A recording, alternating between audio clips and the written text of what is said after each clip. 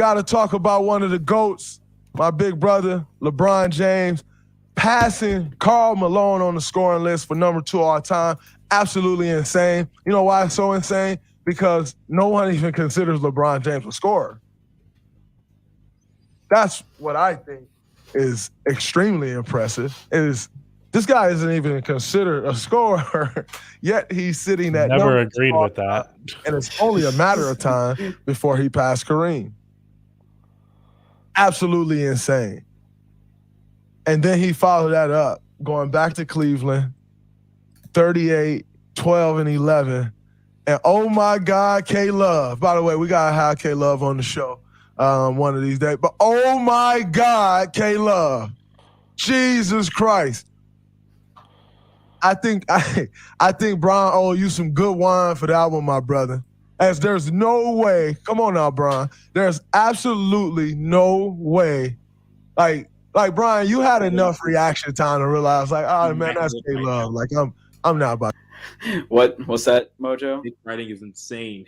Yeah, it's the way that he's like actually directly addressing LeBron at this point for me. Yeah.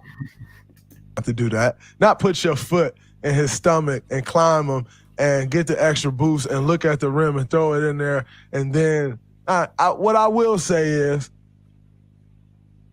if it was me, K-Love, I would have turned around and looked at you and like all type of shit. At least Brian looked at the crowd. But like I tweeted or I put on Instagram story or something, like 38, 12, and 11, power dunk. Like, we knew this was happening. Like, it's no surprise that LeBron goes back to Cleveland, puts on that show, the Lakers get a win. That was no surprise. If you saw that LeBron was going to Cleveland and that surprised you, shame on you. Because I could just like tell that Draymond Green works for Colin Cowherd's network. You know, like it has the same pace and feel to it when he's just like waxing and waning about how good LeBron is, which is so strange. This is like the opposite of what all the 90s guys want, where they want everyone to hate each other. This is like their worst nightmare, right? Yeah, I heard people making the point. I heard people making the point about Draymond like constantly praising LeBron ever since he like joined the Clutch, whatever the fuck you would call that group. And I hadn't really considered it. And then since someone said it, it's all I can hear or see. Every clip of Draymond Green. It's like, we get it, man. And the thing is, people are like, well, he's friends with LeBron. And that's true. But do you talk about your friends like that? Like, are you like every time you have an opportunity to mention your friends' accomplishments and like how great they are? Like, sure, that's nice, do it. But like, what if like every time you talked about your friend, you're immediately like, this guy has this money, these bitches, these accomplishments? It's like, calm down, man. Are you his friends or are you trying to fuck him? Yeah, he's doing a bit tad OD, and I've never seen him talk about LeBron, like you said, since he went ahead and joined the Clutch, the militia. Yeah. The mafia. Yeah. Let's. This goes on for about another 3.5 minutes, so let's see how that goes. We're doing 3.5 more minutes of this. Oh yeah, good year. Shout out to the Draymond, because like most people are only seeing like the tweet, you know, where he says exactly one thing that he saves for the end. But this, I think, the whole piece is honestly better. You know, we got to appreciate this masterpiece of what the kids are calling dick writing these days. You know, in its full form as intended. Yeah. Green Show alumnus Darius Garland. They are having an incredible year. Absolutely love what they're doing. But it's LeBron going back to Cleveland. Like, we all know how that goes. So, I mean, that really just capped an incredible week for Bron, you know, and what he's been able to accomplish, man. Makes it sound like he has a segment on his show I called take LeBron Watch. Like, Here's actually, what LeBron did this week. It's a What's funny great is, week like, for LeBron. Let's move on to the next segment. He introed this segment at the very beginning of the show with like, but first things first, we got to go around the association, starting with my team, the Warriors. Talked about their little 3-game losing streak for about 5 minutes, and then just transitioned into this 8 minutes of LeBron power hour. Hat off to that brother as someone who's had battles with him, who's played in finals against him, and really understand his process and what he does and how hard it is to beat him and how incredible he is. My brother, I take my hat off to you, man. I mean, it still baffles me that as much love as you get, you still don't get the love that you deserve. And I guess that's a part of it, they say. Do you think that's a fair thing to say, that LeBron doesn't get the amount of love that he deserves? I get that he's a pretty hated athlete, but I mean, I think he's also a pretty loved one. It's too. just.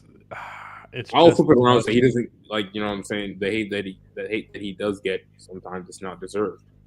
Yeah, I suppose that's a fair assessment.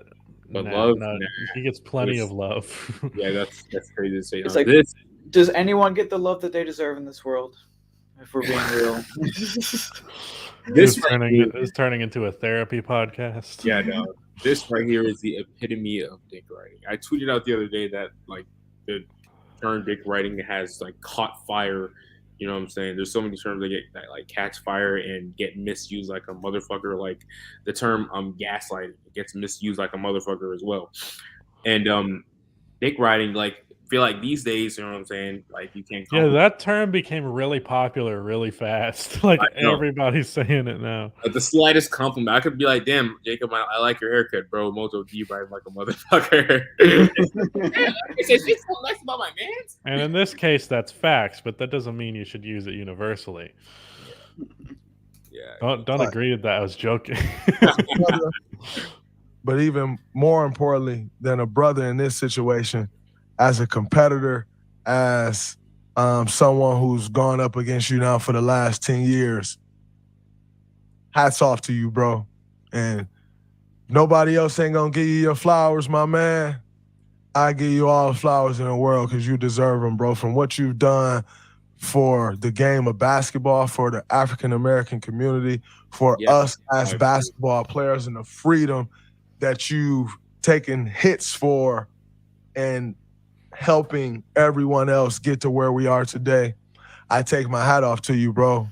The chosen one. Had that tattoo, I don't know, since high school that I know of.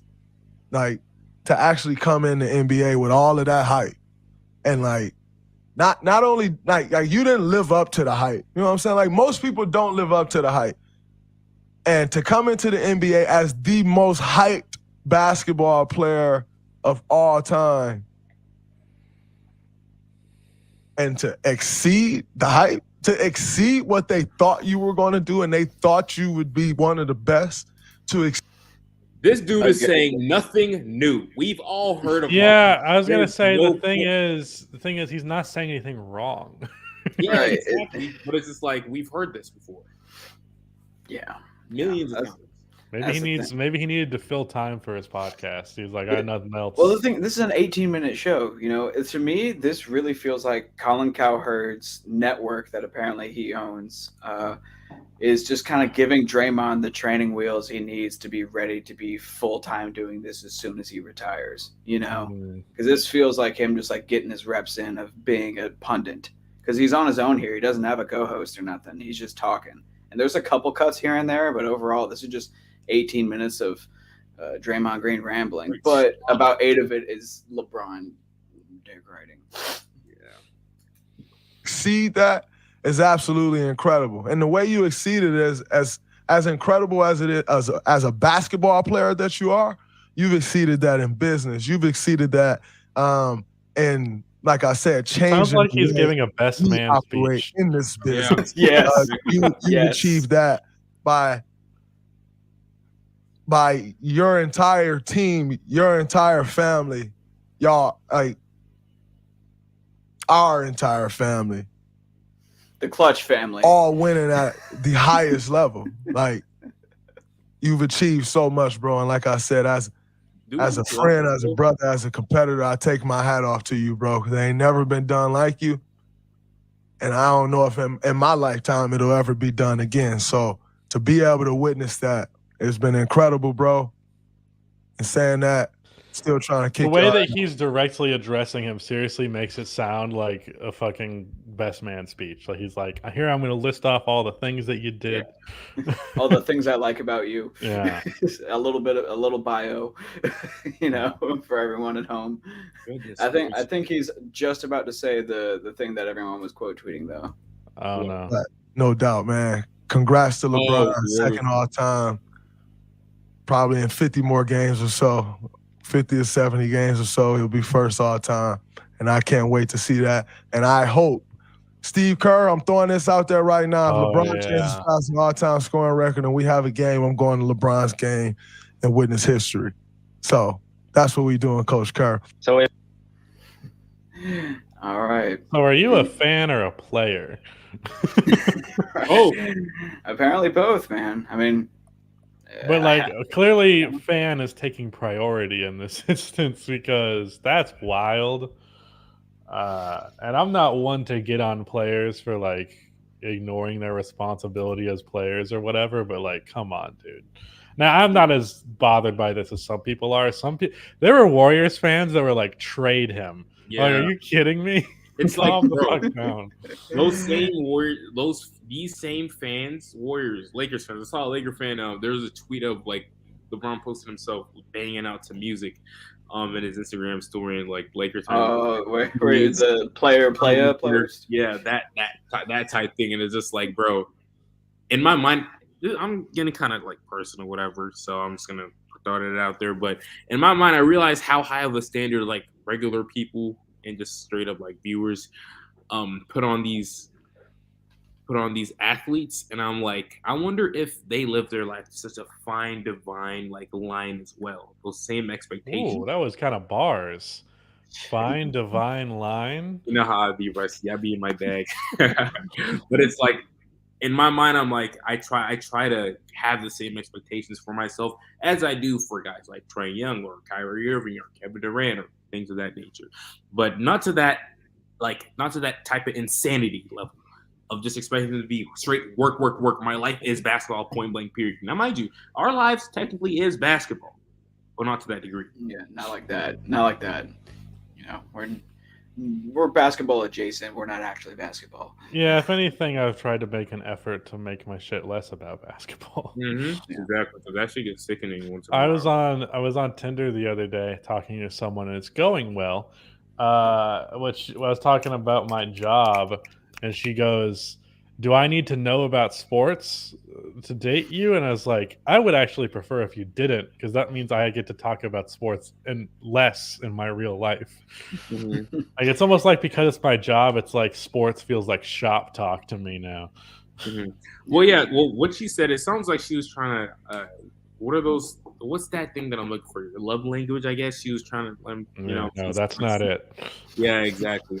But hey, if anything, it would frustrate me. Be like, if she said some dumbass shit. No, but not that. But like, I've never experienced this personally. Well, actually, yes, I have. I've done it when watching games with like family members who try to pretend to care, and they're like, "So what's a free throw?" I'm like, fuck off! I'm trying to watch this game. I can't. You don't like educating your family about the game? No, I don't have the patience for that shit. I'm trying to watch a game. I do once in a while. I do. My girlfriend's family likes to like involve me in anything that's related to fucking the ball bouncing up and down. They're like, "Oh, he's saving face because they watch." Dude, he's like, I love doing that. Dude, my girlfriend's family right now. They're at the. They went to what's that place called again? New Orleans to watch the. What's that place called? New Orleans. It's irrelevant, dude. I'm from Atlanta. You made it sound like it was like a very specific place. It was like, no, the biggest party city in America. My point is, they're in New Orleans right now. They sent me a whole bunch of pictures of the most random ass tall men who looked like they played basketball. Old retired. They're like, "Do you know who that is?" I'm like, "Bro, I don't know who the fuck that is." I'm a tall guy. Hey, do you know this person? Yeah, bro. I got like sent a wave of texts, and I like the the energy because it's all coming from a good place. But like at the end of the day, it's just like I don't know. You know what happened to me a lot when I was in middle school? Because I grew up watching Steve Irwin. So from like ages like 12 to probably like 16, I was constantly in the woods like catching snakes and shit. And I became known as like the snake guy in my neighborhood. So anytime someone had like a snake in their backyard, they would send a photo to my mom and they'd be like, "Hey, can he identify this for us?" Just if I pick this up and it bites me, will I die? Yeah, yes or basically, no, 8-year-old. Basically. I'm putting my life in your hands, child. I probably actually saved the lives of a few water moccasins because water moccasins look exactly like cottonmouths, barring like a few small differences. So like the average person can't tell, but I can. So I prevented them from killing them.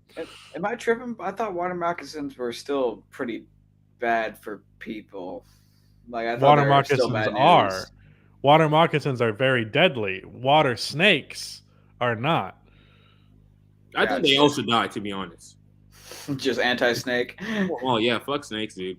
Like, not a fan of cottonmouth. They're called cottonmouths. They're venomous. Water snakes are not venomous. I might have said some shit backwards that like made that confusing. You said you saved the lives of water moccasins, and I was like, no. Okay, so cottonmouths, which are also called water moccasins, those are venomous. They look very similar to water snakes. Let me ISO you so you're in your bag. Yeah, I'm already finishing my point.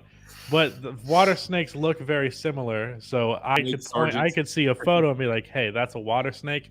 Don't kill it. If it's a water moccasin, do what you got to do or call animal control." But would prevent them from killing a snake that is not venomous for no reason. Yeah, we don't approve of. I've done more than PETA has. Dude, done more than PETA has, and they blocked me on Twitter. So I don't like reptiles for shit. I have to tell you a little story time. I've had like 5 pet snakes. Dude, just last week, I ain't had no snake, but I had. Okay, now I'm getting kind of nervous because it's traumatizing. Okay. Okay. Well, we're here for support. I swear to God, if it was a bearded dragon, I might fight you because those are like the most innocent reptiles ever. No, I don't even know. It's like the internet's favorite reptile right now. Yeah, everybody. It's always been the favorite reptile. I don't even know what that looks like, dude. It's just the little lizards that people keep in their houses that smile. Oh, well, I had a little the gecko, the dude from Geico. So I was driving, and all of a sudden, I see something crawling on my windshield. I'm like, yo, what the fuck is that shit? And then I see it's a little gecko hanging on for dear life. I'm driving, but I'm not driving that fast. I'm driving maybe like 15, 20, going to pick up my little sister. It's probably not a gecko. It's probably an anole because geckos are not native to Atlanta. They're all skin to me, bro. They deserve to die, period. So I'm driving, and I'm like, this motherfucker should get out of my car. And I'm really fidgety when it comes to snakes, reptiles, and shit like that. So I go ahead, and I turn on my windshield wiper because it's on the windshield wiper and it's hanging on for dear life. Like back and forth. And I get kind of scared. I'm like, what the fuck is going on? So I turn on the wiper. Sick bastard. That bitch does not move. I'm like, what the fuck is going on? And at this point, I'm losing my mind, bro. I'm swerving lanes. And you know what I do? I get so scared to the point to where I go ahead and lock my car door. You're a pussy. It's a lizard. I locked my car door. Do you know how down bad I was, bro? No one was in the car, luckily, so no one saw me. All this, bro. I locked my car door, and all of a sudden, as soon as I locked that bitch, swerved a little bit more, water hit that bitch, it flew out. Rudy, can you do me a favor? It depends. Can you Google images gecko and just look at how fucking cute these things are? While I do that, I'm gonna bring attention to Jackson here. Yes, Rusty, can you read this? Jackson, I fucked it up. Read it for audio listeners. Water moccasins are like the name. Cottonmouths are a nickname, and then they obviously have a scientific name as well. A water moccasin is what like a scientist would call them. Cottonmouths is their nickname because their way of like threatening people is they open their mouths and they show their mouths, and their mouths are very white. But look at these fucking geckos. Look how cute they are. This sick fuck thinks they're the same as just like a venomous snake. They're all the same. They deserve to die, period. Why? What's wrong with you? Do they look cute? No. Yes. No. seemed pretty. You know what? Goofy, not gonna lie. You don't know shit about fuck. I don't want them to know shit about fuck. Well, since we're talking about shit and fucking, welcome to the Shootaround. I am the only host of the show, Rudy Saint-Claire. Thank you for joining me, my temporary co-hosts, Mojo and Jacob. Shout out to what's the name? Oh no, I'm so bad. Shout out to Joey Devine and John Keane. I forgot the name of the fucking podcast right here because I'm too busy trying to do too many things at once. But be sure to follow us on Twitter. Where's my little graphic for that? I got this one. There we go. Yeah. Oh. Mojo's not with it. He didn't get the memo and put his handle in the banners down there, so you don't get to know shit, damn. His Twitter handle is. Sorry, everyone else. But how we doing, fellas? How are we? As if we haven't been talking for the past 20 minutes into the podcast. And we're like, let's do intros. Good, how are we? Wait, did you say roll the intro?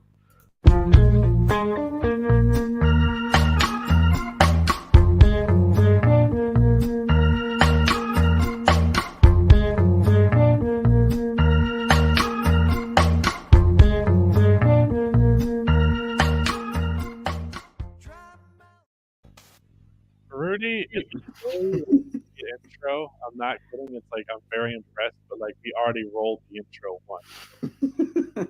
Hey man, sometimes you got to roll it twice for the bit.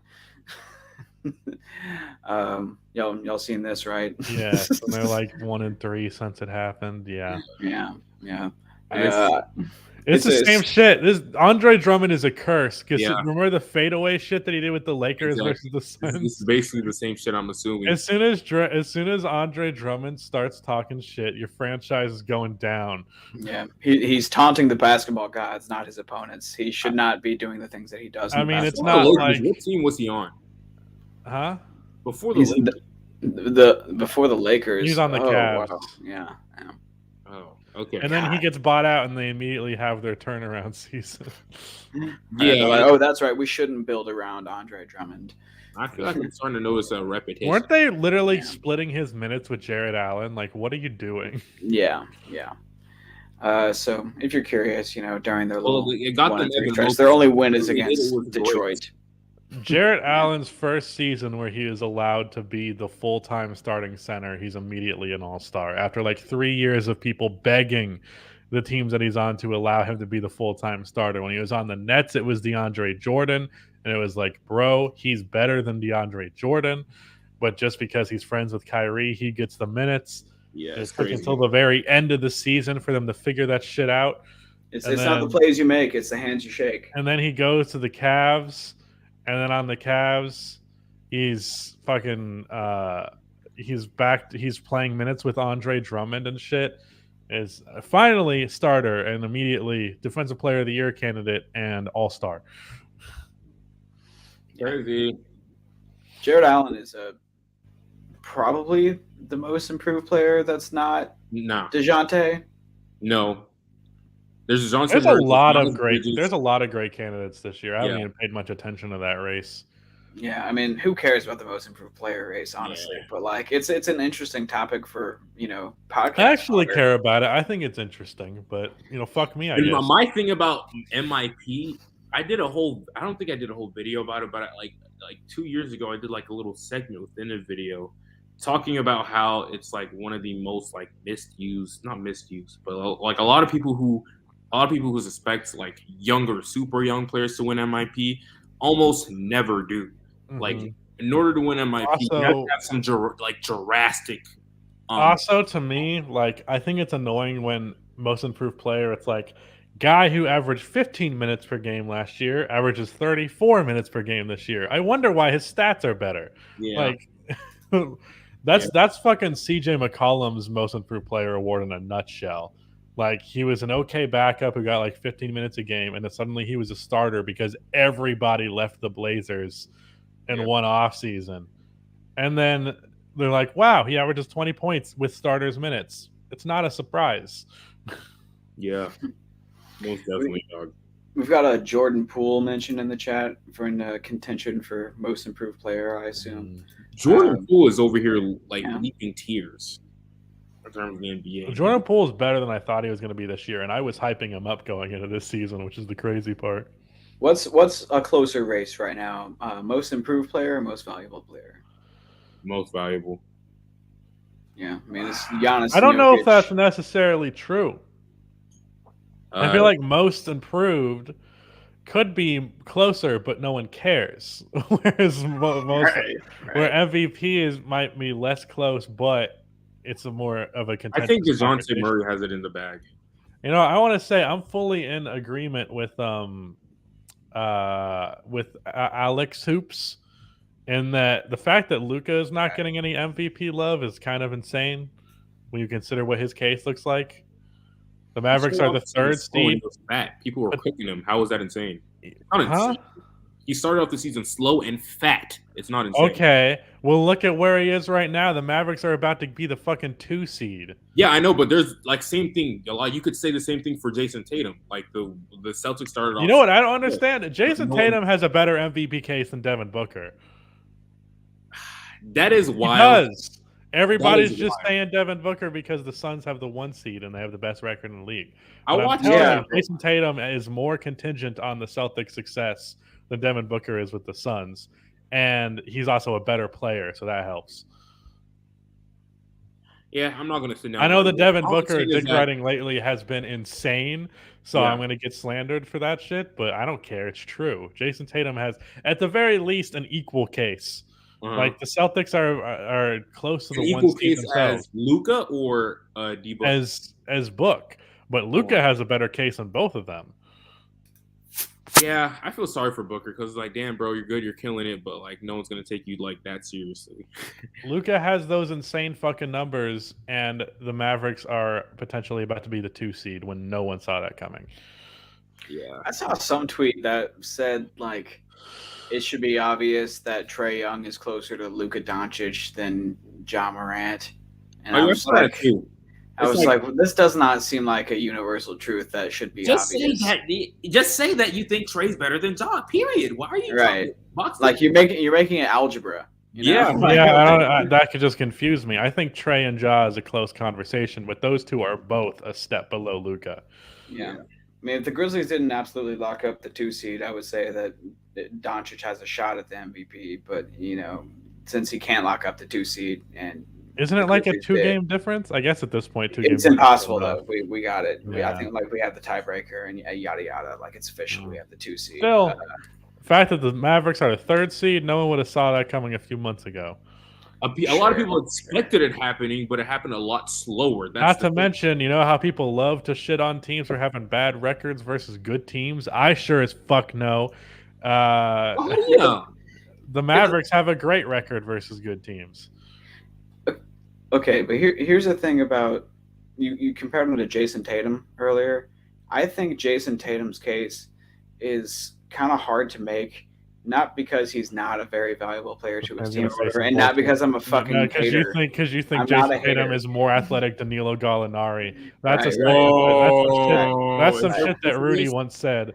Okay, so what? You did say this? Yeah, I've said that. Is this a tweet? Is this something we can pull up? I just know for a fact. I could search myself on it, but I was gonna say the difference that this guy made, Robert Williams, along with Marcus Smart, when they came into the lineup, is the difference between them being a mediocre team and them being a great team. Like the correlation has causation, and it is that these guys are excellent basketball players. Sure, Jayson Tatum and Luka Doncic are both players who have kind of figured out the whole shtick of the 82-game season, that the first 25 to 30 don't really matter that much. You can just kind of get in the feel of the game and then really try for 50 games. But that doesn't strengthen their MVP case, you know? That's actually a fair point with the MVP thing, is I really feel like people get hung up on what happened early on in the season. They just kind of decide things from there, and then like the last 50 games is like less relevant to award discussion than the first 30, which is odd.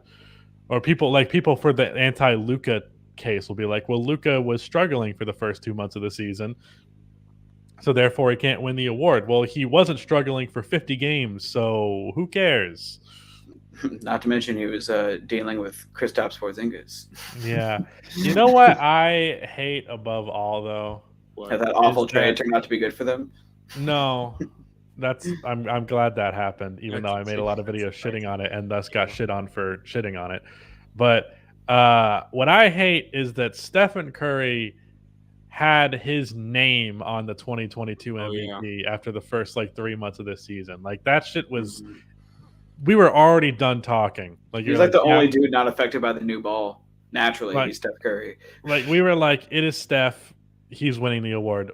It's an open and shut case, and that's what it was like the first 2-3 months of the season, and then he had the biggest shooting slump of his entire career.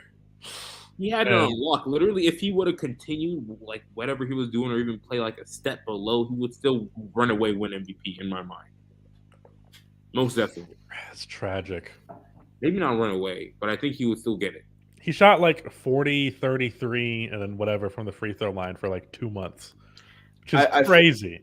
I feel like even if Steph maintained the worst shooting slump in his career like he has, if he had more help and the Golden State Warriors were locked into the 2 seed instead of the Memphis Grizzlies, then there would still be a strong case for Steph Curry to win MVP in the eyes of the media. It's Steph Curry. He's going to get darling treatment. Bring up Jerome's question. Jerome asked, what exactly does Jokic have over Doncic in their cases for MVP? I like this question a lot. But it's like he's done it for the whole season, like Jacob just said. Jokic's numbers are pretty on. I've actually said before that Jokic is just center Luka. I mean, I think their cases are essentially the same. Mm-hmm. I also don't, and I'm a big Jokic guy. I don't know why Jokic is the front runner clearly to a couple of people. I've seen a few people recently are like, oh yeah, it's definitely Jokic, and I'm like, Giannis and Embiid are right there. And honestly, I don't want to get into an MVP discussion. Here we are though, but I'm giving Giannis the MVP if the season ends right now. I was thinking this. There's 5 games left, so that might as well be the whole thing. Yeah, right now my shit is Giannis 1, Jokic 2, and then you could say Embiid 3, Embiid, Luka 3, whatever. Yeah, I'm planning on next show to be a bona fide preview of the playoffs based on the standings, and try to predict the play-in and stuff like that, as well as award predictions. So we could save the super detailed discussions about MVP and stuff like that for a little bit later this week, but. I do want to say I can't help but feel like if Jokic had just won 2 or 3 more games or whatever, it would be the difference between him and Giannis. Jokic is having one of the best seasons of all time with a pretty shitty roster, and they're still doing pretty good. Will Barton is one of their best players, and he's ass. Feels 40 years ago, DeMar DeRozan was once on MVP discussions. We were literally calling him the MVP. Yeah, it's go ahead and give it to DeMar DeRozan. That is the most the fuck thing ever. Which I was against that from the very beginning. I was against that from the very beginning. Why? So I just want to put that out there. Because I knew it wasn't gonna fucking happen. It was he's not an MVP caliber player. The argument would be that his scoring was so good. But if you look at his all-around game is weak, his playmaking's fine, his rebounding is fine or whatever, but his defense is fucking awful. Really bad. I used to be oh yeah, DeMar's a passable defender. No, he's not. He's just not. I didn't know until he was on my team. He's a bad defender. And he every other MVP candidate scored just as much, if not more, on better efficiency while having an all-around game. But you're talking about his individual game. They don't matter if your team is or was above and beyond everyone else. It wasn't. The Bulls were never above and beyond anybody, but they were above. I would say beyond earlier in the season for sure. For the first 3 weeks, maybe. Yeah, exactly. I like a Chronic's comment here. He says, "I always think that the MVP is so situational and tends to get influenced by the reputation and view of a player by most fans and media." I think that everyone would agree with that. Yeah, I don't remember who said this, so pardon me for quoting without citation, but I heard someone describe the MVP as a very fluid award, and it shouldn't have some rigid criteria, and it ought to be able to be flexible to whatever happened that season. Like, if you think about the NBA as a pure entertainment product, right? Like, forget the nature of sports and competition, right? If your favorite anime or whatever had super variable plots and themes season to season, then the way that you found out like what your favorite storyline or character was in each season would be different based on the different situations and criteria. So the hyper context oriented nature of MVP, I think, allows for a better product. Like, if the MVP was supposed to be the best player in the league, then it would be called the best player in the league. Yeah. And with the way I agree on I don't agree with the entertainment front. I just genuinely believe the award. I've never taken issue with how the award is. Like, a lot of people do. Like, they're like, we should have a more strict criteria. I disagree. I think it's more, the conversation is more fun when we don't have a strict criteria. Exactly. I definitely agree. This is like, all this was made on purpose. The Discord is entertaining as hell. Yeah. Like, if there was just straight up he's the MVP, there's like the NBA season is not as fun down the line, other than like seeding and stuff like that. I don't know for sure that it was made with this intention, but once that became a thing, I don't think they had a problem with it. Yeah, exactly. Fellas, I'm getting a little warm. I'm gonna remove my jacket here. Don't mind me. Oh wow, it's getting hot in here, huh? Mm-hmm, it truly is. But only some of the clothes are coming off. No Nelly. Yeah, you have to subscribe to the podcast Patreon to see everything else. Oh, it's right, precisely. Yeah, the HBNOF. All right, so I've prepared a little game for you guys based on the premise that I'm very sure that neither one of you check the group chat in any capacity before the show. So this is a direct link to something I've posted. This is a reaction image of Swaggy P as a priest, doing what he does with the question mark reaction. The game is that you have to guess what this reaction image is originally to. Is it related to the NBA? We'll do it 20 question style. I fuck with that. No. Something horny. Nothing horny. Well, it's clearly something fucked up because they wouldn't reply with this image unless it wasn't. Confusing and fucked up. I think you need to leave the image up for viewers joining in. Right. No, I'm just doing something. I'm going to play music in the background. Suspenseful quiz music. Royalty free. Yeah, Rudy just put us on blast. That shit was so funny. Damn. He's not wrong. I have not clicked on that one. Yeah, I haven't clicked on it. I scroll like really quickly, but I don't go and dissect and just I don't do that. Usually I just put my own shit in there. I'm like, they'll figure it out. Exactly. So I'm hoping that the audience can hear this music. Yeah, I guess. Okay, so right now I'm judging off of the profile pictures, and it's not NBA related at all, whatsoever. So it got to be like some type of fight or some meme. I'm guessing it's a photo of something disturbing. Yeah, it gotta be. You're warm. Jacob's warm. Can we? Is it a video of something disturbing? No, it's a photo. Okay. Is it shit? Well, it has to be something that you can show on stream. Otherwise, you wouldn't have done it. Because I was thinking of that fucking bowling video. No, it is not the bowling ball gif. Yeah, I can't say any specifically. I just know it's something grotesque that they were shocked by. Yeah. Okay. Is it a photo of Amy Schumer? It is. It is not. Do we want to reveal the image for the people? Yeah, or do you want to keep guessing? Yeah. All right. Let me close this. Oh yeah, it's that creepy fucking dog. Yeah. What's going on here? This is disturbing. Jesus Christ. You should full image that. And maybe dude, that's nightmares right now. Zoom in on that bitch for the audience. Yeah, Rusty does not like y'all. He said zoom in. Holy fuck, as if that wasn't disturbing enough. I believe that dog. I know. I that's a species of dog. that have basically no fur. And I believe they're really popular in Mexico. I don't know what it's called though. Well, this is in Tampa allegedly, so I'm just gonna call it. That is called an abomination right there. That's an actual dog species. This one, and I already think they're ugly, but it's specifically ugly in this. I believe that dog breed is in Coco, the movie. I like the comments. That's funny as hell. Just the Scooby-Doo villain. Anyway, I want to Google this.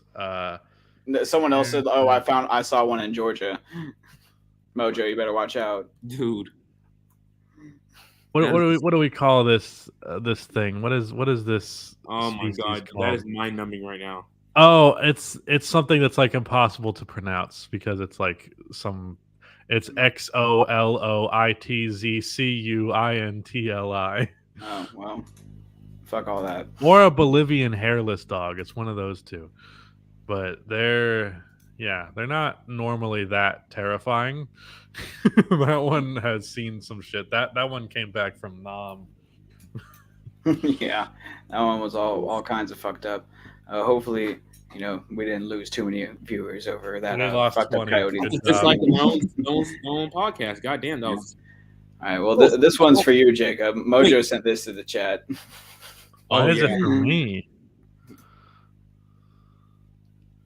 While this is loading, y'all gotta have to refresh the page. On the stream. Leave a like on the stream. We're at 39 likes. That shit needs to be at 50. That's what you play. Oh, you're a cat person? That's what you play on back your porch. He's a whole different type of cat. I have a dog, but me and my wife play. We play sex games where I'm a cat. I can write you a list, but I'm a cat with my wife, and then I be on the back porch. And wait, I'm sorry, I don't get. So, what's your wife? She's the old woman that loves cats and brings them in. And so she brings. So you're a stray. Cat in the house. I'm a saying this in front of Taylor Rooks is insane. Oh, okay, wow. Yeah. So what's like the core? Like, what about that is sexy to you? Like, because what makes it a? Because I'm the inferior. Let me tell you what, I'd be Taylor Rooks' cat. Superior. Whatever she wants me to be. She'll bring me the house. You actually on the back porch. Yeah. Cat, dog, lizard, cow, whatever. Like, I don't know. I love that you all know this about it. Yeah, they all know. Yeah, the other dude brought it up. Oh, wow. He wants me to stand in the backyard and bark. I'll do it. And when are you out of cat character? Once I start dropping dick.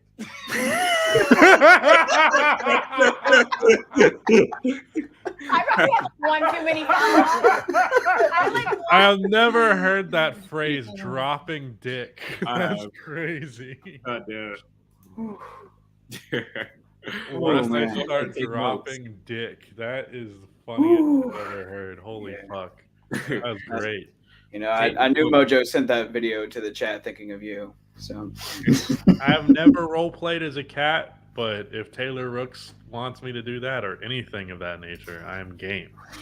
Seek God, Rusty. Dude, shout out to Trey. Trey's you think God could take care of this? You think God could handle me? No.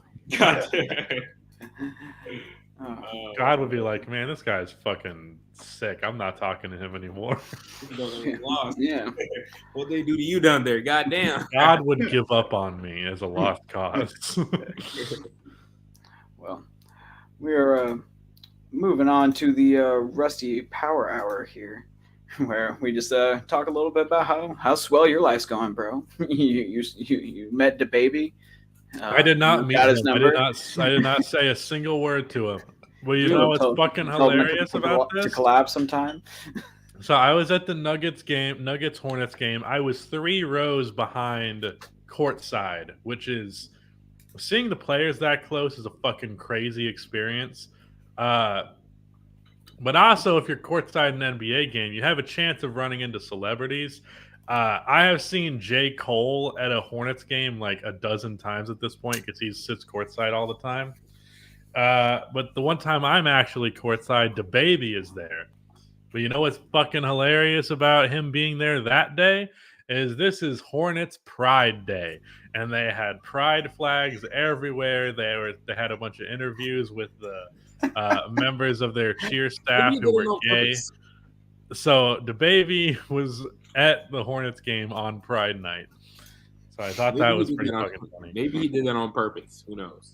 Yeah, maybe his agent did that on purpose. Yeah, but yeah, you got a car coming in the mail. You got your gym all set up, bro. That took a while. You got your dog happy and healthy. Just a review of my Twitter. Yeah, that's what we're doing. Get on to the horny shit. My mom said that Thor like jogs like a horse. Yeah, she does look like she's kind of leaning when she. My bad. Goddamn. Looks like he's like leaning a little bit far to the left. It's a pretty elegant dog. Yeah. Yeah. That looks majestic. But yeah, I mean, it just looks like life's going pretty. My pretty car smooth is for you, going bro. to be here tomorrow. That's gonna be fun. It's a Nissan 370Z, and I'm going to mod it. And I tweeted earlier, I've been watching like car videos nonstop for the last few weeks now because of it, and like I'm becoming a car guy. Dude, like, I can feel it in my veins. Dude, I've been upgrading since you guys left it. Like literally, as soon as you guys left Atlanta, I added tints to my car. I'm getting a muffler dually to my car. I added a little wing to my car. I'm doing a whole bunch of shit to my car. And like watching car videos is something that's helped me get out of like the whole basketball. Yo, I have a recommendation for you. Maybe you're already watching them. Have you heard of Donut Media? No. Their car channel is great. Like it covers any base you're looking for, especially in terms of modifying. They have a series where they modify specifically. It's Nissan 350Zs, not 370s, but a similar car. They're modifying it, and one of them gets really expensive top of the line mods, and the other one gets really cheap mods, and they like compare them. Obviously, the high mods win most of the time, but it's like, how much is the difference really worth? And by the time the cars are complete, there's like a 40,000's worth of mod difference between the two. And the base car is only worth $30,000, so that's a lot on fucking mods. But it's a lot of fun, and the guys who run that channel have a lot of personality, so it's good shit. What happened to the Miata? I went to a Nissan dealership, and my 6'4" ass actually sat down in a Miata, and I was like, you know what? I was right. That's a bad idea. So in other words, I was right. I don't remember you saying anything about this. What do you mean? In the group chat, I was like, "You're gonna be getting bugs on your forehead." You said that's what the top is for. Oh yeah, I did say that. Well, so you sat in the 350Z? No. But the thing is, wait, 350Z is as big as my car. Yeah. And so someone's got money. They just buy a car without seeing it. No, no. You are wild. Listen, I looked up the measurements from the interior, and it's the same as my 2015 Nissan Sentra. But that don't mean shit because shit is just built differently, though. No, I mean like the space in the seating area in the front is the exact same. I wonder if it like uses the same frame or some shit. That'd be wild. But here's the difference. A Miata is 2,000 pounds. My Nissan Sentra is about 3,000. The 370Z is about 3,300. So it's actually a bigger car than my current car. And the interior space between the seat and the wheel is about the same as the Sentra. So I have much less concern as it's an over 1,000-pound difference in the size of the car. Dude, looking at cars is goddamn a hobby for me. You're scaring me right now. Well, let me tell you, it's fucking impossible to find one of them. Miatas were everywhere. I called every Nissan dealership within an hour of my house, and not one of them had a 370 that I could test drive. So they stopped making them in 2019, I think. Worst case, I can return it, and with no issue. My value is going to skyrocket. Don't return it. Yeah, it could be an asset that you just hang on to in your garage for some money bags. Yeah, well, I'm pretty certain I'm going to, at the very least, have. And here's the thing: I also could live with the Miata fit. Like, it wasn't unbearable. It was just like, yeah, I should probably look into something different. But like, as long as it's like 20% better than the Miata, which I'm certain it will be, I'm good. Not to mention, I watched that series of the 350Z which is a very similar specs to the 370 in terms of size. There's a bunch of tall-ass dudes at Donut Media, and none of them bitched about the car size. So, okay, good. Yeah. So what mods? So how many miles does it have, and also what mods are you gonna? It only has 9,000 miles on it. That is brand fucking new. Yeah, it's crazy. Yeah. I don't know how you have bought a. I don't know how a car is 7 years old and it only has. That is insane. 9,000 miles on it, but it Rich is. dudes. Yeah, I guess. But I'm mostly doing body mods right now, and I don't know if Rudy wants to throw a poll together real quick. But we haven't even talked about the Jazz, and we're almost an hour into this shit. Bro, but, it's at the end of the show. That's why it's in the thumbnail. I keep calling it the muffler. That's not the right thing to call it. The catalytic converter? No, don't do that. You're just gonna make it worse. Where is it? The bumper, front bumper. Whoa. So there's two different ones that I can't choose between that I sent to the group chat that Rudy might be able to pull up. Oh yeah, I can just do it that way without doxing us and giving away all of our secret tweets. Also a wing, although I don't like people with 370s get these fucking gigantic wings that like I don't fuck with that. I like a subtle small wing. I'll just fucking screenshot this shit and send it to you, Mojo. And okay. I don't think this is particularly fun for the audience. Yeah, I know. I could talk about this shit for hours. But yeah, I feel you on that, dude. I live in Duluth, and oh fuck me. You just doxed yourself. Holy shit! For real? Way too natural. I'm gonna start giving out personal information. But anyways, wherever I live at, fucking, there's a gas station where people go ahead and do car meets every like Saturday or Sunday or some shit like that. And these car meets, there's some ugly ass, riced out ass, fucking super like redundant mods done to their car, and I'm just like, man, you got some big cojones to ride around with some shit like that. Let me see what you're talking about. All right, let's see. Polls in the chat, and then okay, yeah, you're in your these so two. Here's the first one. The two options are first one and second one. So this is the first one. First bumper. I go one. First one. Everybody's saying. We need to show the second one, Rudy. I'm working on it. And then this is the second one. Yeah. I think that one gives off like a Porsche vibe. Yeah, exactly. It takes away from the car. Like the Nissan logo is, well, it's not there first of all. So maybe that's why it. Well, I could still put the Nissan. That doesn't have to disappear. Yeah, I know, but maybe that's why I'm like, oh, first one for sure. But anyways, like I still first one. Like the first one. Yeah, for sure, the first one. That's the answer I've gotten every time, so I think that might be the one I have to go with. One. Yeah. Yep. All right, so that's me. Now Mojo Power Hour. Oh no! Don't you just wait? I almost called you Mojo. Jesus Christ! You can tell it's getting late.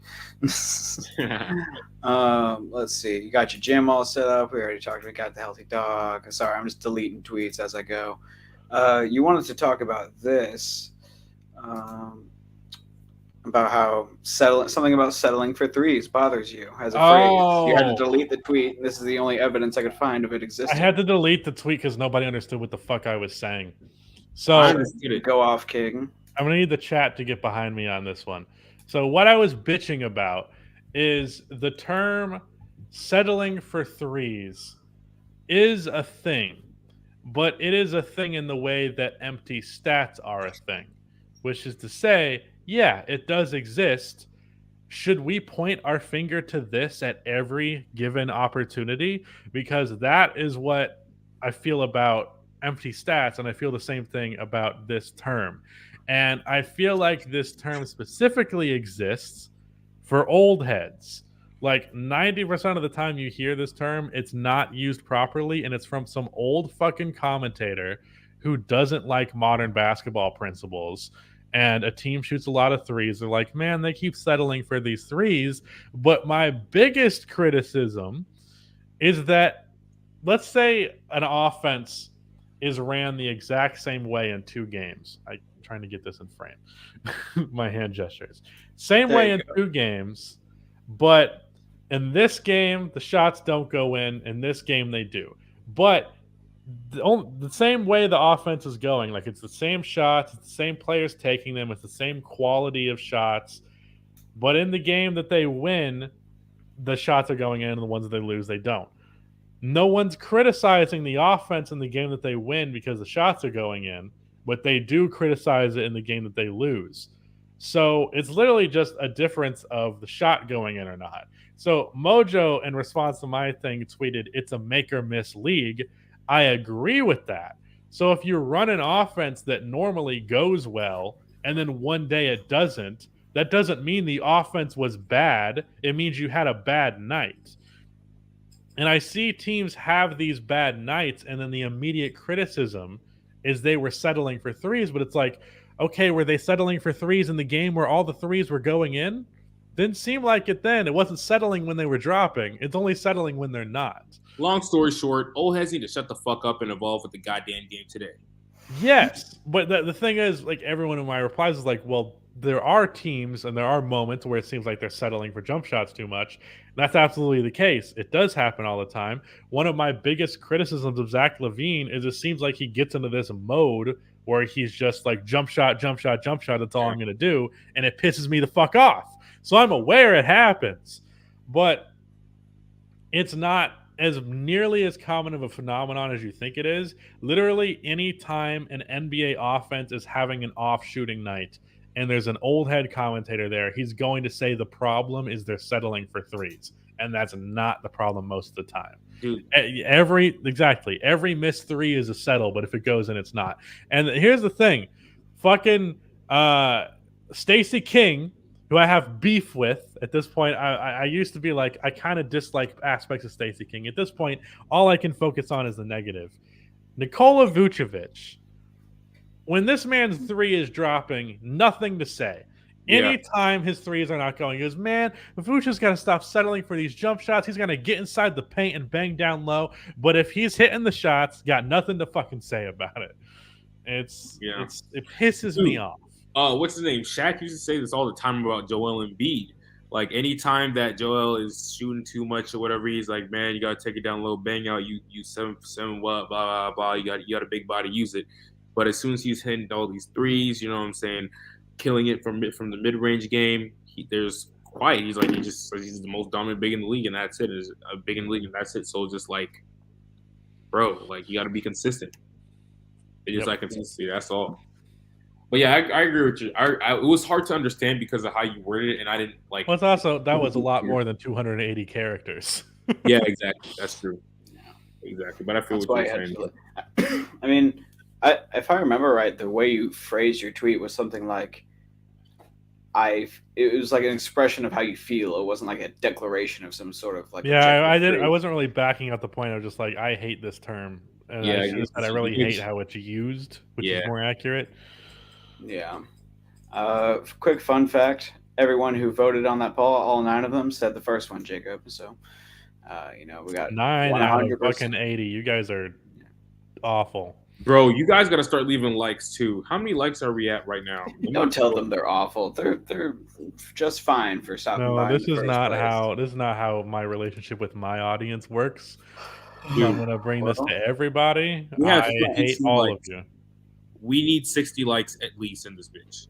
I really want to say fucking 70, but I'm being nice. We need 60, really 69. Let's get 69 likes and leave it at that. Let's do that next week. That's fine.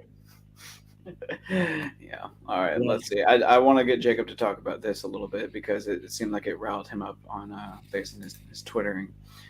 But you're a pretty big nerd about this sort of shit. We talked about Marvel for 30 minutes last time, so I figured I could milk a little bit of talking out of you when it came to this tweet. I don't love the phrasing of that, but all right. I'm using you. You see. I mean, I don't have much to say aside of my main point.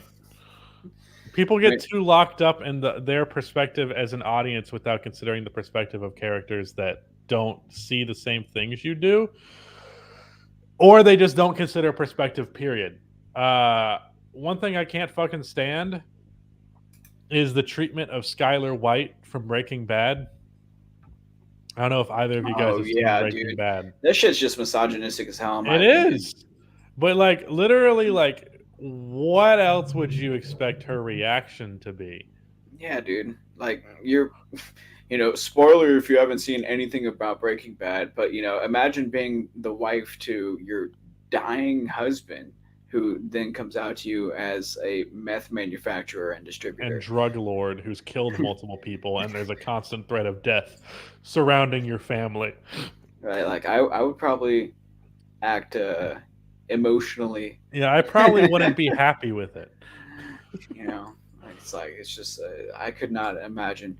Like if you see the protagonist of the show as, like you said, like only through your own lens, it's hard to appreciate other characters and their full respect.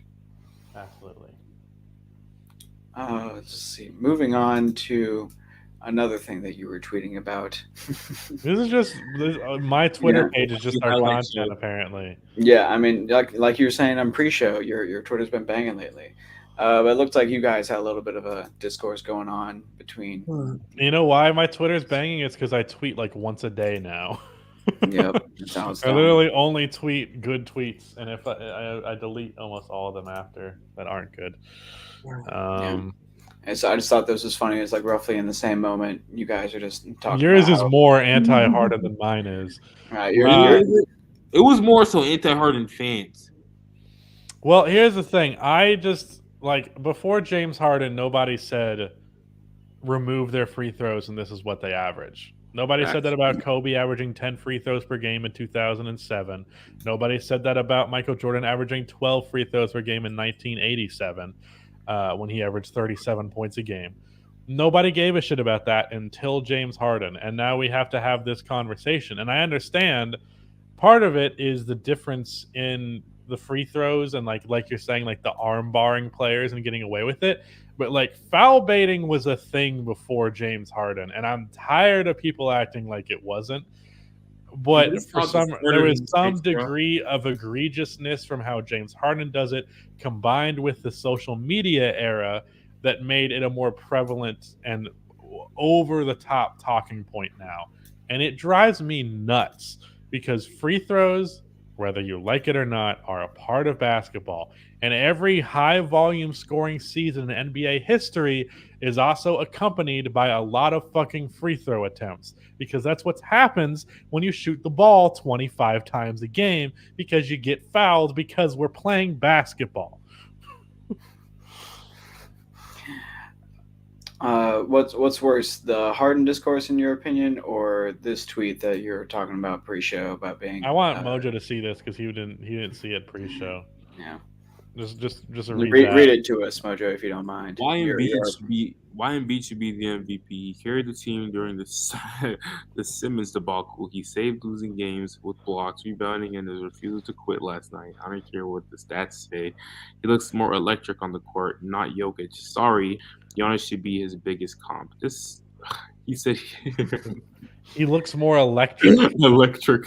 That's the one that got me right now. Yeah, the other stuff is like whatever. But like he looks more electric on the court. Yeah. So basically, it's like Jokic has less energy, therefore he's not the MVP. What kind of bullshit is that? Mean that he looks more electric. That's not. You know what? What happened is I saw that take and I immediately was like, I swear to God, this is somebody who has voting credentials.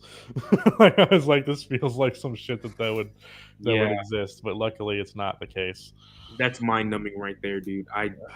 More electric. That's like if that was said by somebody that like was big in sports media, that would become a meme immediately.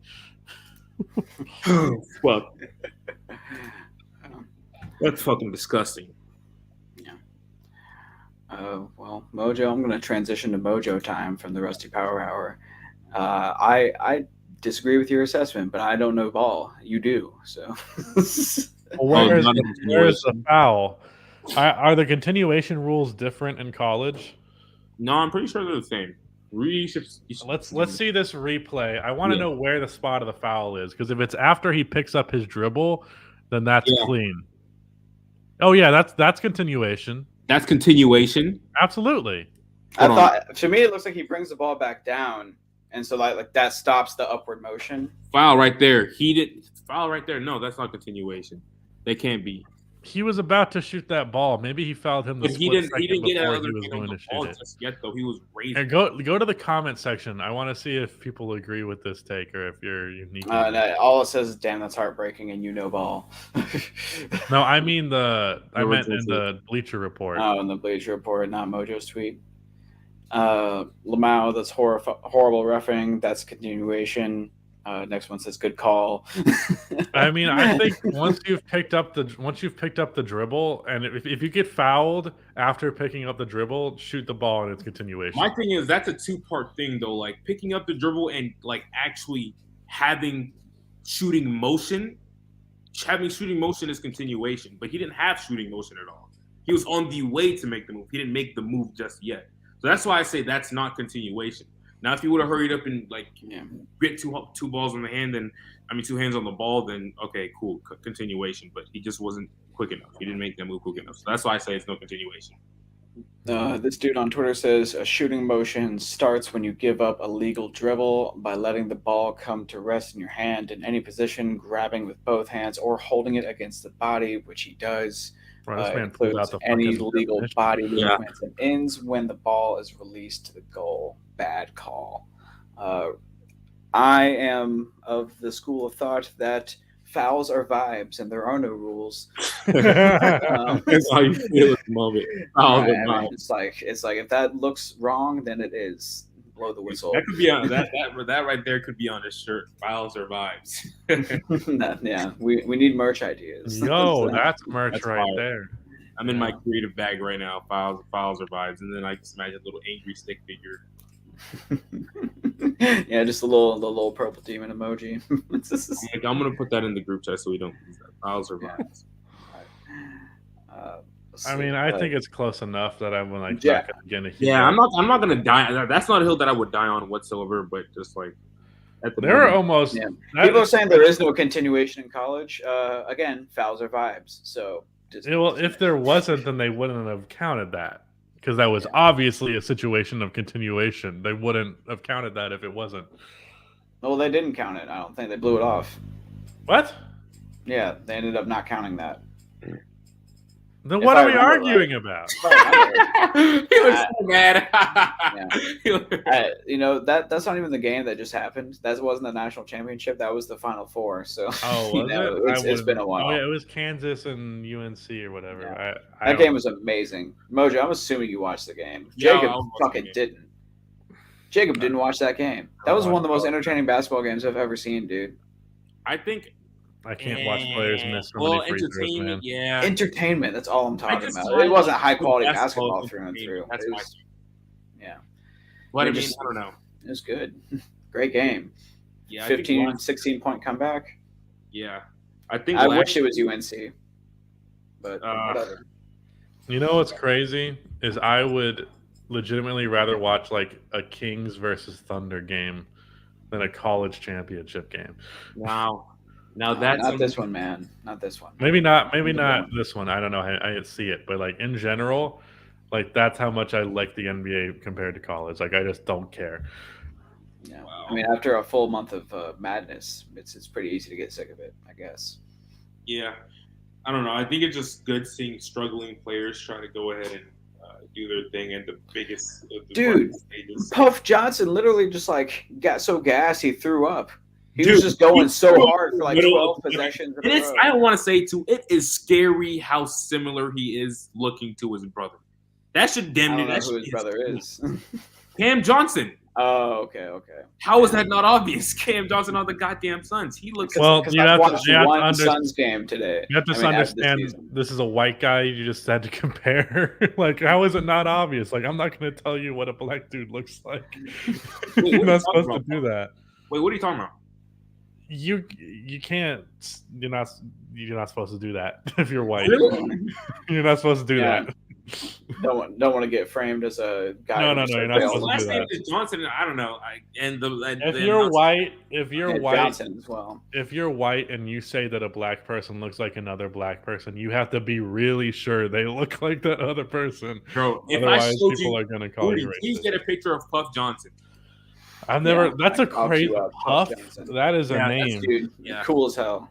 Yeah, I like He's it. balling too. He was balling his ass out, dude. He played really well. Yeah, dude. He literally like played as hard as he fucking could and did like everything really well for like 12 consecutive possessions, and then he threw up. Yeah.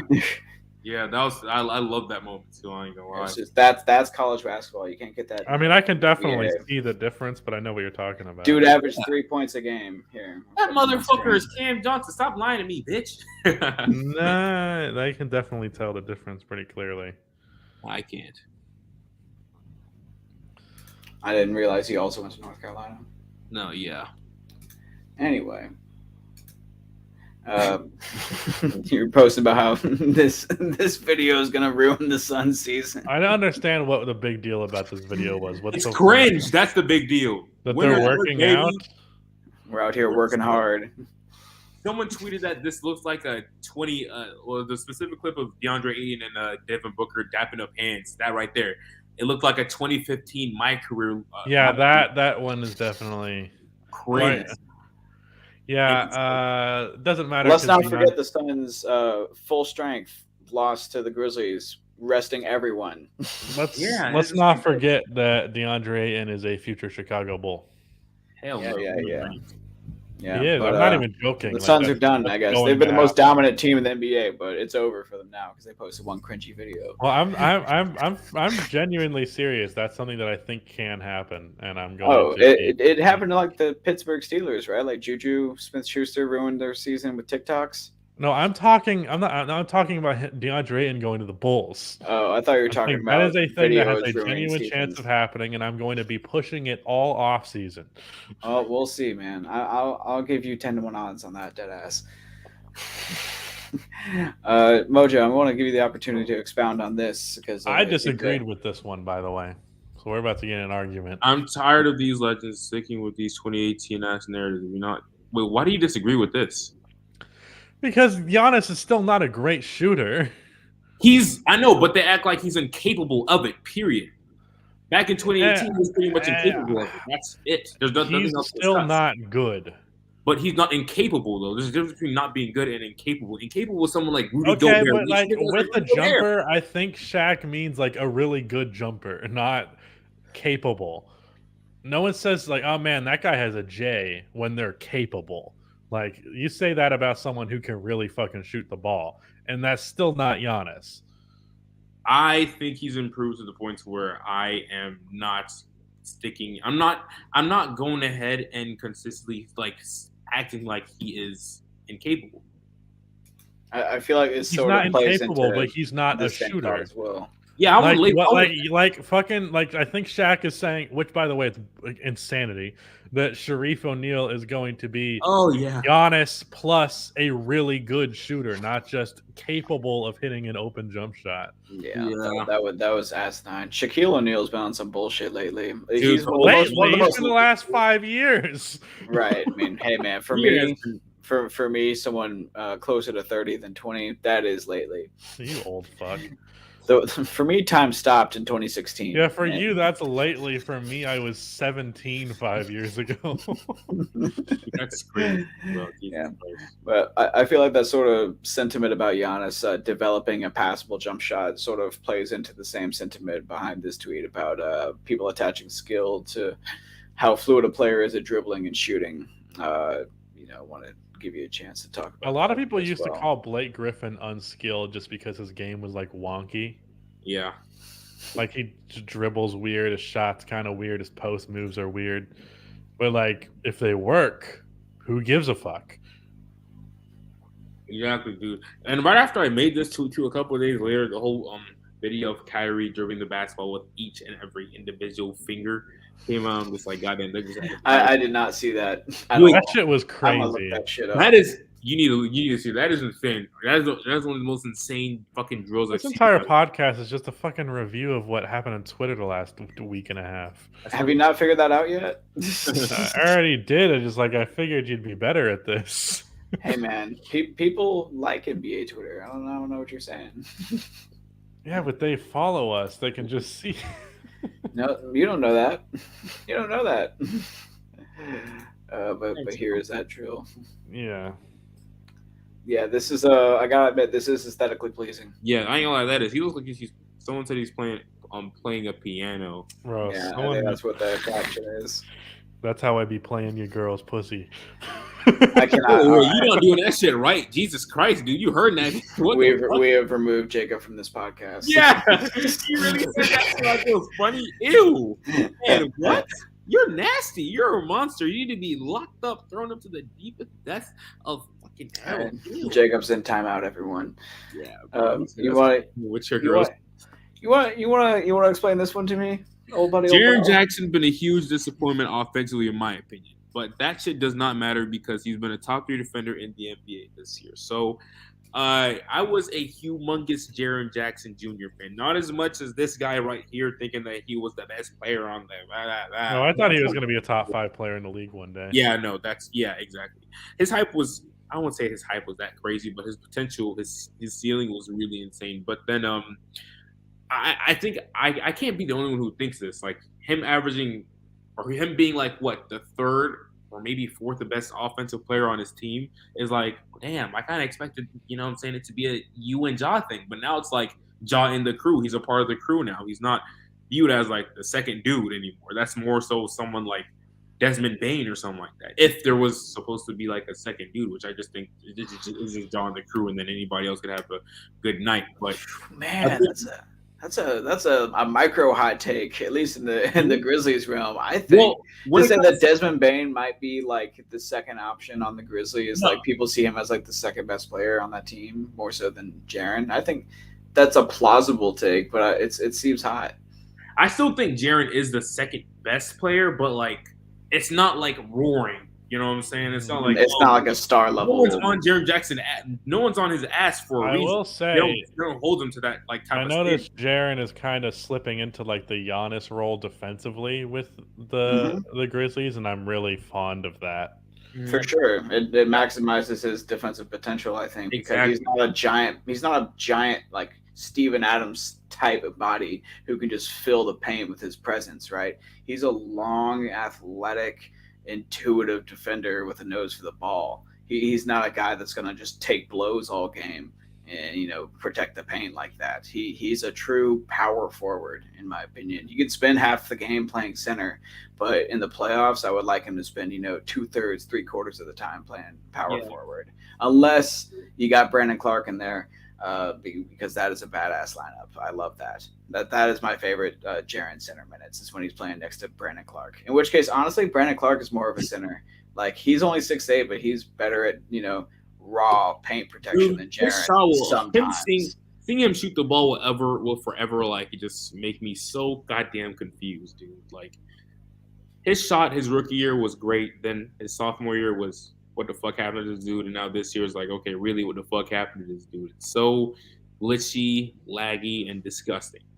Yeah, I think it's a lot of schematic shit. I think it's less getting him involved in like his spots and like playing into his strengths, and more so just kind of throwing him out there and just like seeing what he can do.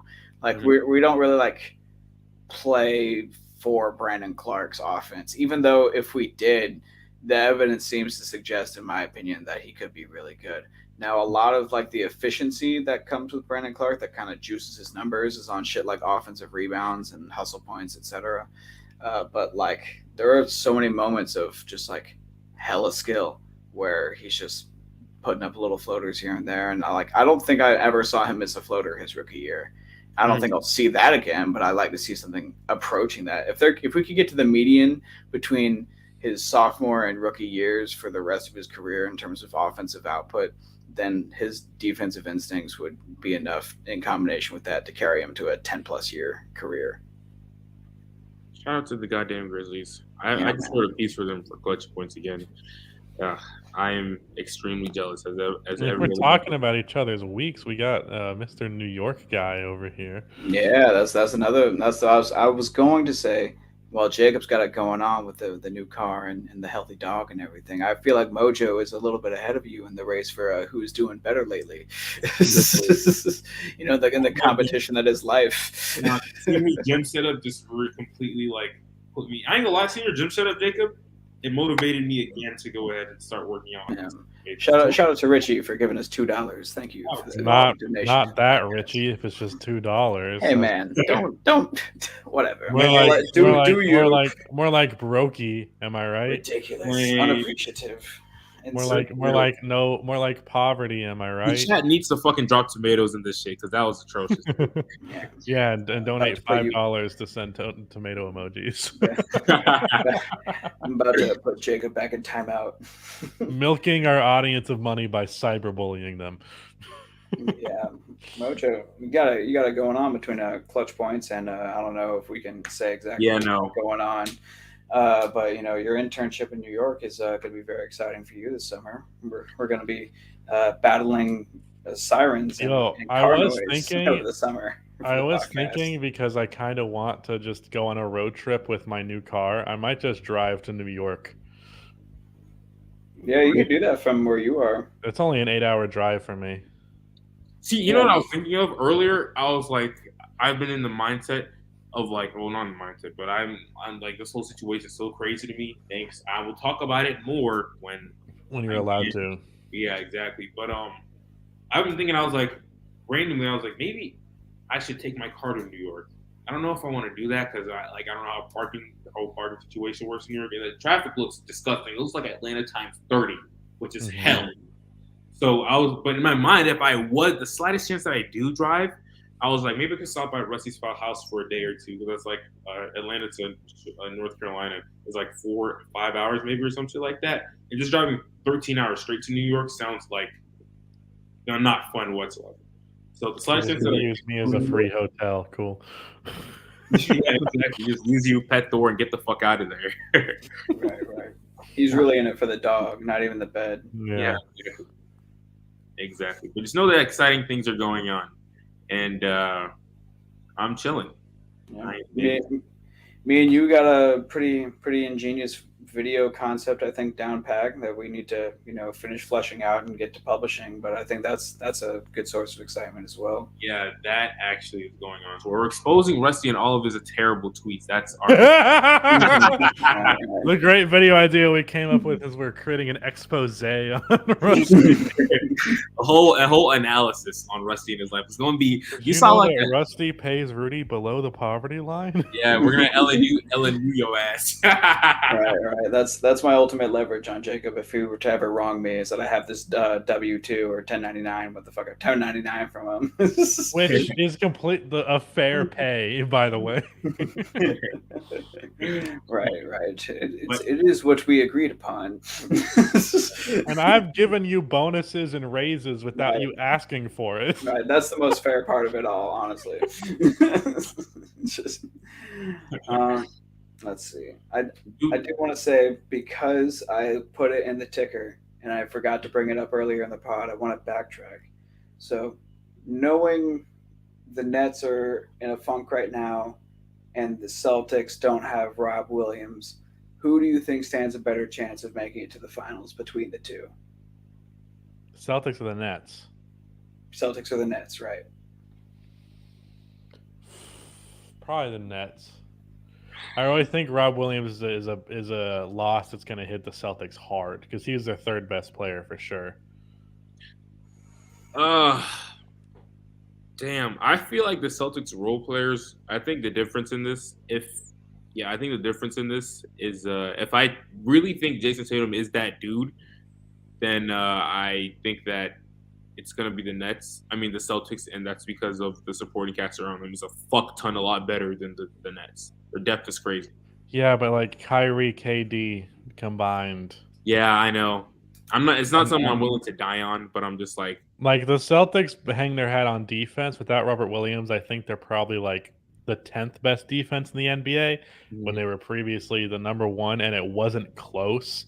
Like the Celtics led defensive rating by like 5 points from second place. It was crazy shit for this year. According to our commenter, The second round. Oh, okay, then the Celtics. If that's true, the Celtics. Yeah. And honestly, I think the Celtics have as good a chance as anybody. Richie. Yeah, so Richie did indeed donate $5. Thank you very much, Richie. Yeah, maybe you'll tag. Hey, I talk shit. We got $5 more. I don't want to hear it. Yeah, y'all shit work. Let me shut the fuck up. Get in your bag. Richie Miller proving he's rich. I appreciate it. Yeah, I just want to also acknowledge that he says I am greater than you, which whatever. At what? What do you bring to the table better than me? His hair, bitch. Do you see that shit? I enable you like that. Where are your make curls? your deep dive. Yeah, okay, yeah. Hair. You enable me to make the deep dives? How? What does that even mean? I give you the time. Oh, you give me permission. Right. Yo, we need to get at 69 likes, and I think we have enough people in here to get us to 69 likes. We have 62 right now. Yeah. I feel obligated to take this question immediately from Flambeau123. We already talked about this, just a smidgen. I mean, we can't. There's like 5 games left. At this point, it's fate. Yeah, I mean, but if he dropped 50 for 5 games straight for no fucking reason, Yeah. What if Giannis went to a game? The game is just like, I'm going for 100. Just fuck it, I'm doing it. Like I don't. There are scores that I'm like, why don't they go in the game and just be like, I'm gonna shoot it every time? Yeah. Like for games that like don't matter against bad opponents, like for real. Like if I was that good one day, just be like, you know what? Yeah. I like scoring 100 today. Why not? I would do it. I feel like someone Giannis would do that only if, like, you know what I'm saying, they were down bad, which they were down bad plenty of times this season. And if they're facing like the fucking Sacramento Kings or Orlando Magic and Drew Holiday out, Bobby Portis out, Chris Middleton out, it's like, bro, what do you have to lose?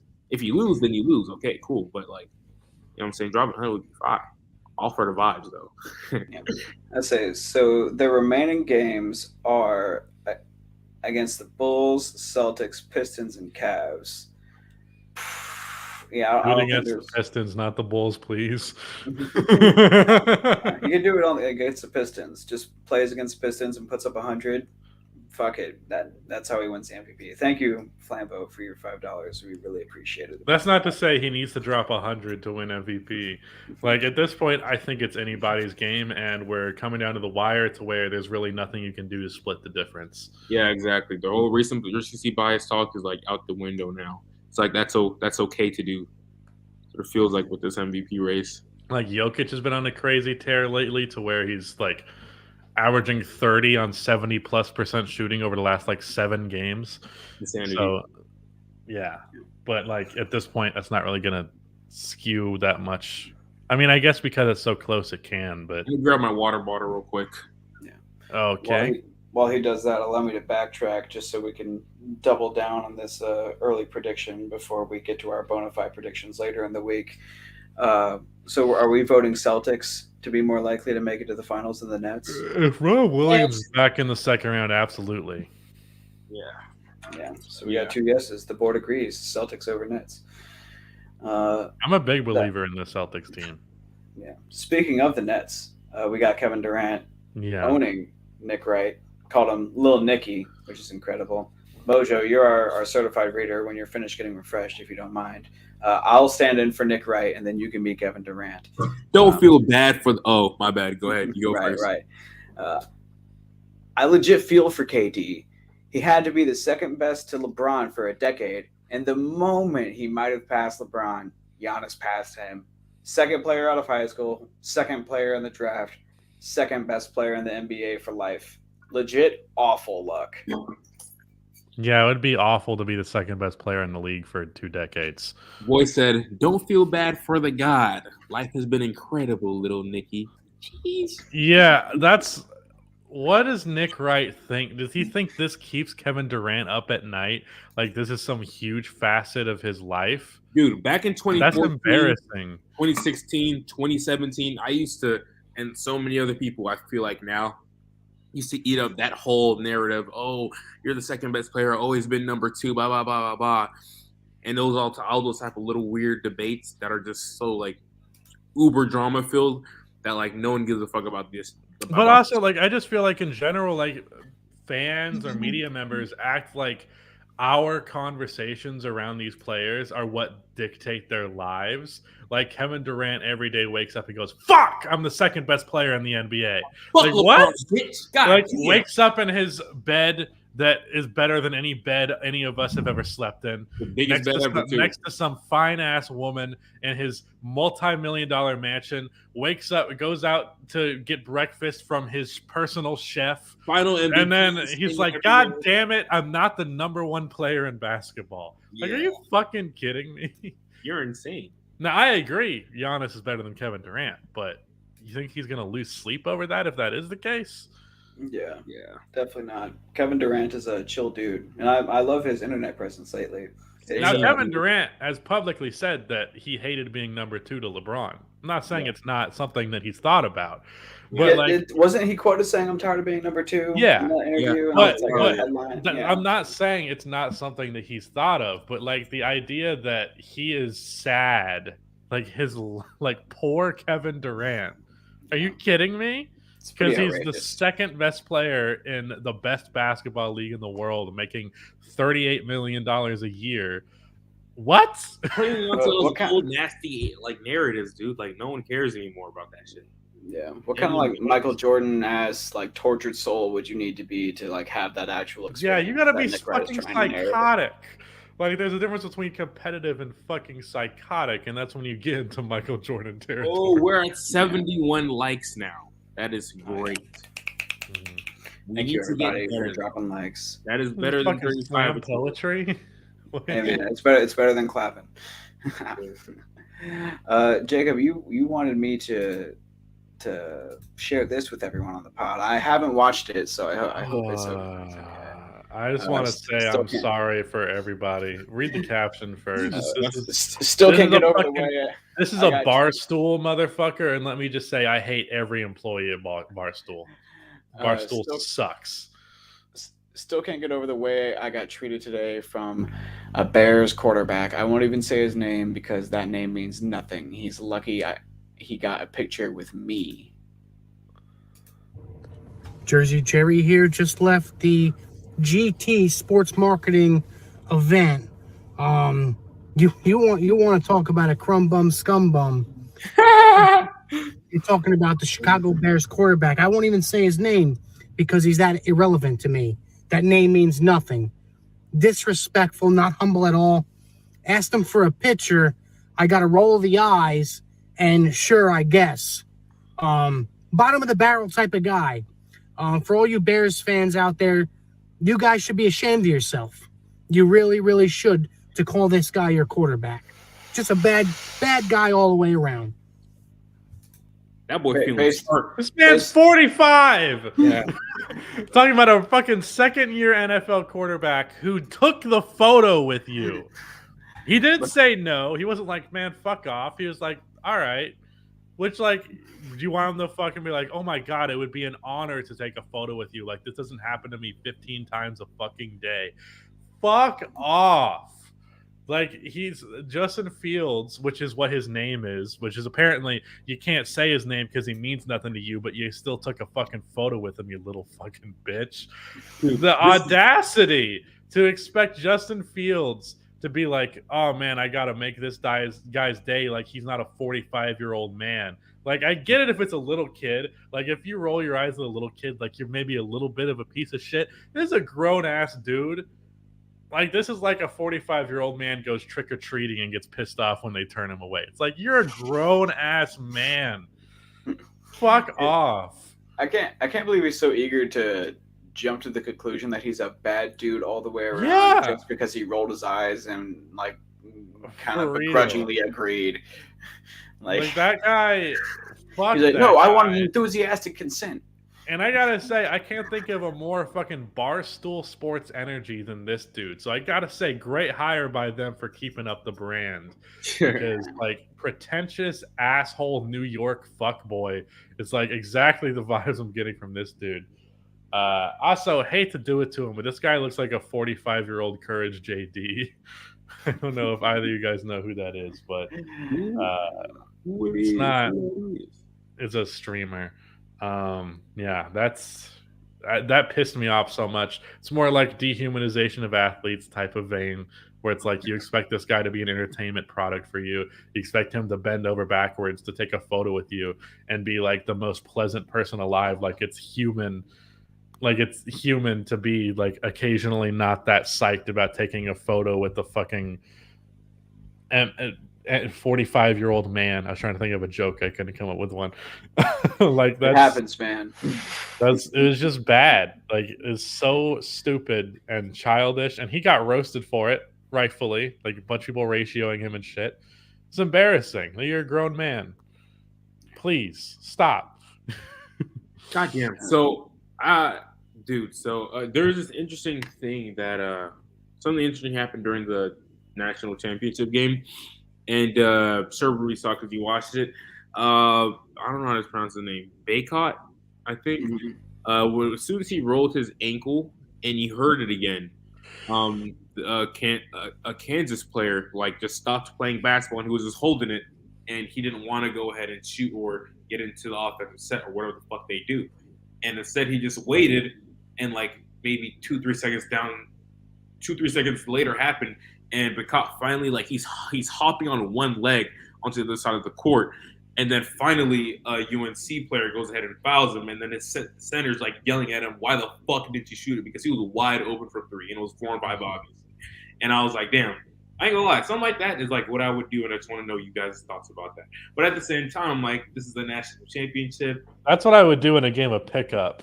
I don't know about a championship game. I think I'm taking that open shot, and then we'll worry about the injured guy. And then if Kansas lost that, I was trying to look for the tweet so everyone else can have fucking the view of this. But if Kansas would have lost, he would have got a lot of flack for that too. Oh, that's a lot. Yeah, like death threats. Yeah, because like, death threats. You would have got a lot of flack for that too, and that was just interesting to see. Like, good heart and all that, but damn, you're in the natty, dude. Yeah, I mean, it's like I'm very pro sportsmanship, and I like to think I would do the same thing in his position. I honestly think that it may have been like a little bit less like intentional sportsmanship and more like in the flow of the game. Maybe he's not a shooter, and he just like he was a shooter. He was a shooter. He was off. He was a shooter. Yeah. He was off tonight for sure. So I didn't know, and I don't keep up. So yeah. But I don't know, man. I would do that. It's tough to say what the right thing to do is, but it feels moral. It feels righteous. And it's the right thing. They ended up winning. Here's the thing. It's the right thing to do in life. It's the wrong thing to do in a basketball game. You know what I mean? Yeah, because I mean, when you boil competition down to its purest form, bro, you know, like, could you imagine, like, you know what I'm saying? You're somehow the Bulls season like takes off out of nowhere, and Zach LaVine is going off against fucking Kyrie Irving or whatever, and then Kyrie rolls his ankle down the other end, and then Zach LaVine's wide open for three, and he just like stops waiting. It's just like, how would you feel at that moment? I'd be pissed. I'd be pissed. So it's the commentary was all over him. They were like, I mean, you got to be aggressive. I feel for him, but you know. Yeah, and he was like telling his teammate like he was her or whatever. So that is the human thing to do. Now is not the time to be human, basically. Yeah, exactly. It's crazy. It's like I think it's virtuous that it happened. I think it's cool. It's a good story. I think it's worth highlighting. I'm glad you brought it up. I didn't quite forget about it, but I was like, I don't really want to like anchor too much of the show in that because like Jacob didn't watch it. I don't want to just be explaining the whole damn game to him. But that was a moment of for sure worth highlighting. Yeah, like maybe we could break that down for a video or something like that because it's a cool moment. And like, if in my mind too, at the same time, maybe he should have actually shot it because if you make or miss, no one's gonna be mad at you. No one's gonna be mad. Yeah. Sure, it sucks. Oh boy. Yeah. I don't think people should really be mad at him. Like, I think it wasn't the right call, but it was also it was wrong for the right reason. Yeah. So therefore, I'm not mad at you for it. Yeah, exactly, bro. But damn, just imagine like if Kansas loses, a whole different conversation. Everybody on Twitter is on that man's either on that man's ass or No, Like he immediately needs like a police escort out of that building. I'm not even kidding. Yeah. That would be great. But love that's how sports fans are. Yeah. No. Right. Yeah. It's almost too safe of a space. That being said, what do y'all think about this Kyle Lowry statue? Is the ass fat enough or not? Yeah, it is. Did you see my reply to Noah on Nikias' tweet about it? No. Noah said that he looked like JFK, and I said this is clearly not a statue of JFK. This statue has the back of its head. Oh, brutal! Absolutely brutal. But I kind of see it though. It does kind of look like John F. Kennedy. That is crazy. Yes, I guess. That is crazy. That is wild. Yeah, I'm on team not thick enough. It's hard to do a statue right. Here's the thing. It's probably actually accurately thick, but in our heads, his ass is even bigger than it actually is. Right, because the statue's got a fatty. Dude, my mind is blown that you actually tweeted that. That's so funny. Well, speaking of ass, I had a take that I thought of the other night. I was like, I wonder what the boys think of this. And I'm guessing it's not going to be a universally appreciated take, but I'm sure there are some people who are going to agree with me. If there's the like greater than symbol, it's thighs greater than titties. I don't know. I think, damn, you got me beating my own ass in my head. Damn, I don't know. Because first of all, we're already going ass is better than titties. I think almost everybody's on that side at this point we're all on average. Here. Well, you're old enough that I thought maybe it's like there's literally a generational divide on the ass and titties war. Like ask a 50-year-old man, a majority of them are going to say titties, but a 20-year-old man, all ass. The Baywatch folk. But I was like, maybe Rudy, he's pushing 30. Maybe he falls into the titties camp. But genuinely, I fell into the camp that like everyone in middle school was like there for that shift, and they were like, "Man, all these adults are wrong. It's actually about butts." Yeah, but thighs though. To be fair, it's kind of an extension of the ass. Yeah, but it's almost like I appreciate a great pair of thighs because I know it almost rarely do you leads into something else. Rarely do you see a great pair of thighs and then the ass is not that great. Yeah, so, exactly. Like you see one, the other's coming, and it's like I almost appreciate the thighs so much because I know it means the ass is there. Honestly, that I care about them more than the tits. You just opened up a whole new avenue in my mind because one of the greatest thirst traps that women post is when they're like sitting in the mirror and they're showing their figure because of how their thighs look, and they're like, it's like, bro, that girl got something back there, some serious pressure back there. Yeah. So it's like honestly, you may be right. I think you're right about that. All right, that's some new. What's the take here, Rudy? Rudy is much less horny than both of us, so it's true. I really am. I feel like it's. I'm just visualizing right now. I'm like, I've seen so many good pictures of like girls' thighs just like out there, and then like figure, and just like, wow. Dre, I'm 26. 42. Yeah. God. Okay, so I feel like. Rudy, do you know what pictures I'm talking about?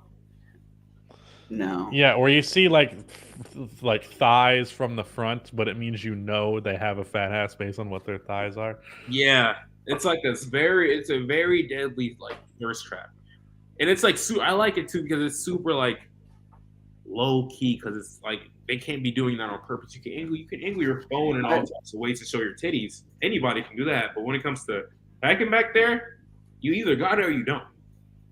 So, I've trained most of my social media algorithms to not give me many thirst traps.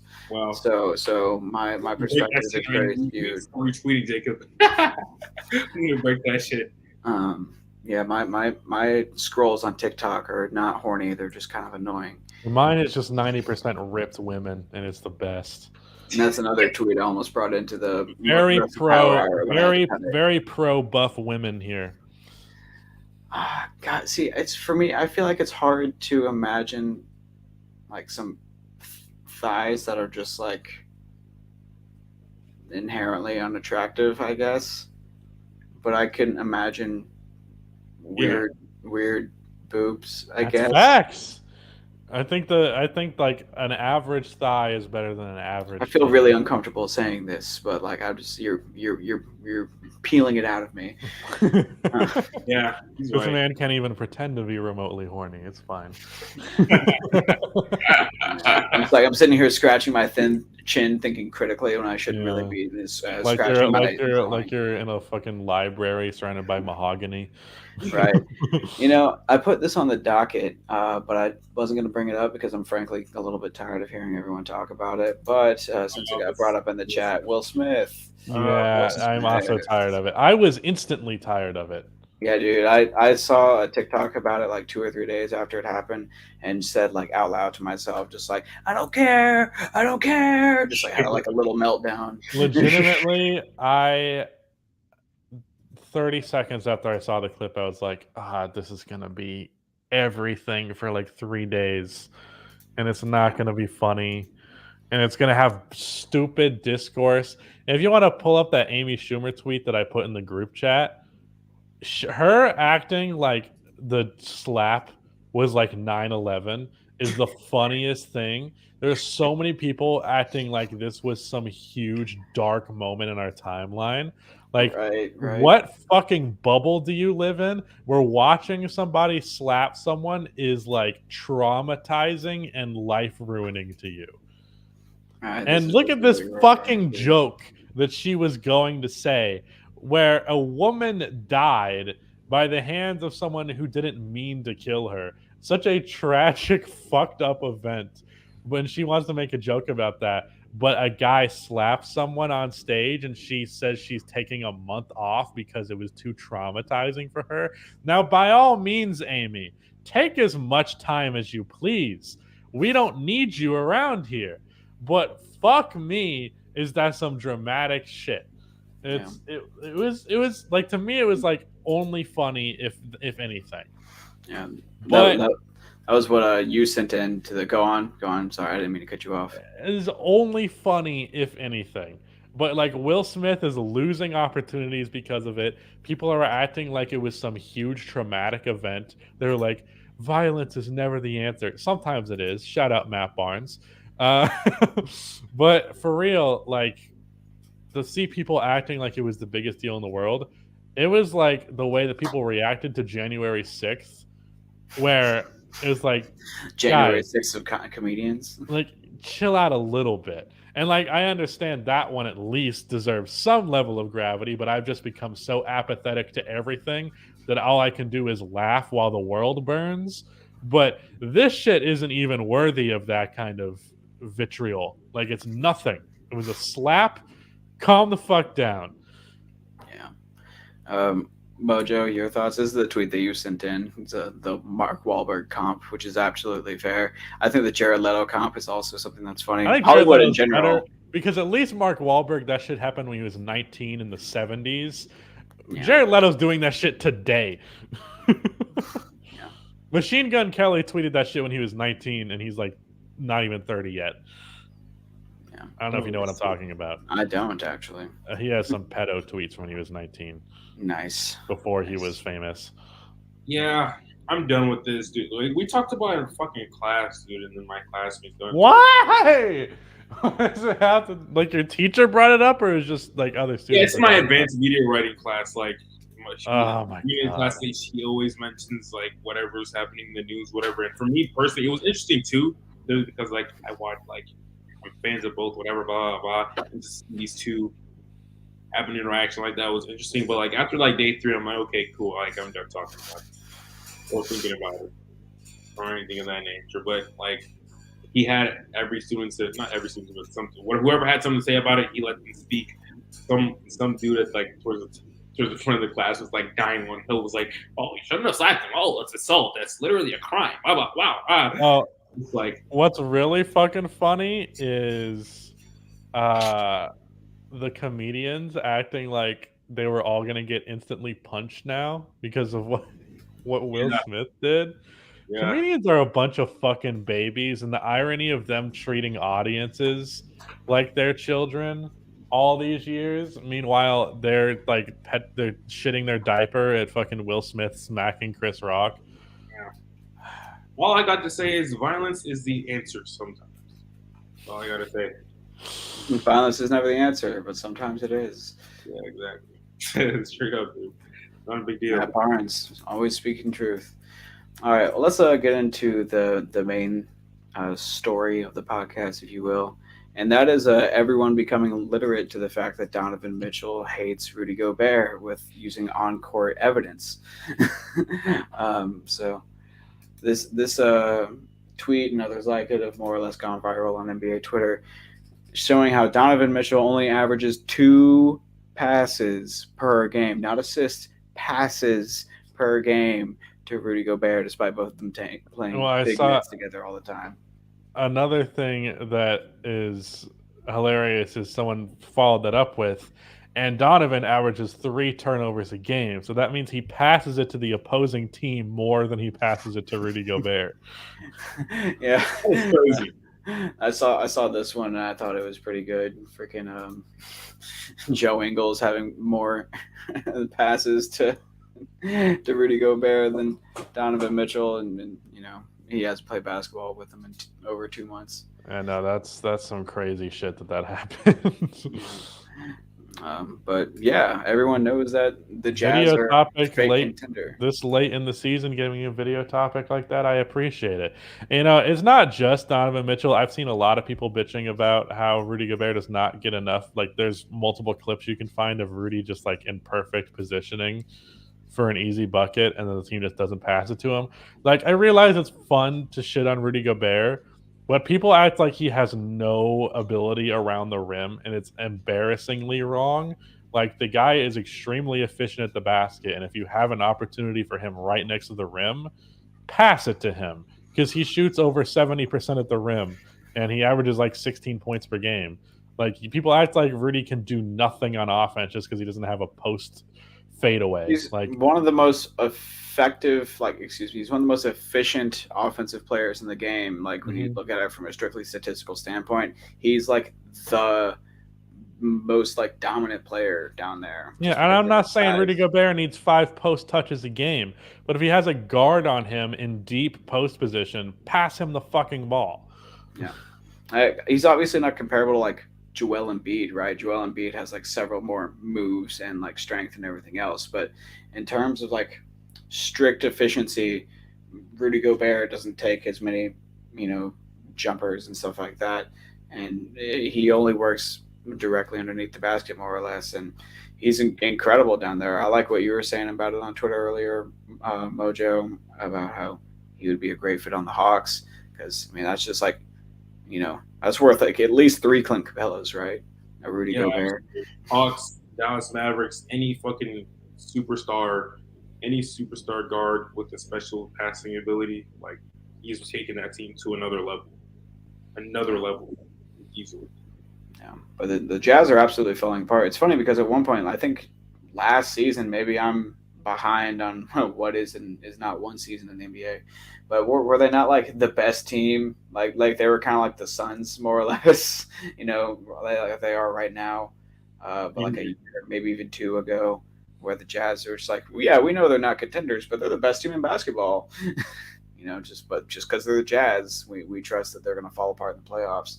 And I don't think it has anything to do with like Rudy Gobert crumbling in the playoffs, because he doesn't exactly do that. He got like schemed out of one series, but like really the team is just not optimized for him. It's not optimized for Donovan Mitchell either, and they just clash. It's a way worse fit somehow, some way, than even like Embiid and Simmons. You know, who's a more incompatible pair, Simmons and Embiid or Mitchell and Gobert?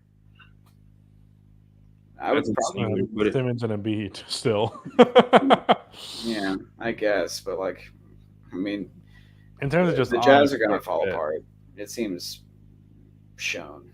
Yeah, I don't know that how many years more they can just run the shit back the same. Yeah. No, they're definitely making changes off season. Literally, they have to. They have to. I don't know that they're they probably do. going to bring back Joe Ingles. In my opinion, that means nothing changes. Royce O'Neal I and Joe genuinely Ingles don't. forever. I don't know that they actually do make any big changes for real. Like I feel like they will just stand packed, even though they shouldn't. I think Rudy's gonna go. He may ask for a trade if some shit happens, or they just like may hit the put Rudy Gobert on the Hawks, and they're instantly contenders. That's you're in my mind. You're a lock to go to the Eastern Conference Finals at least. Eastern Conference Finals at least. Yeah, Jacob, this is one that you sent.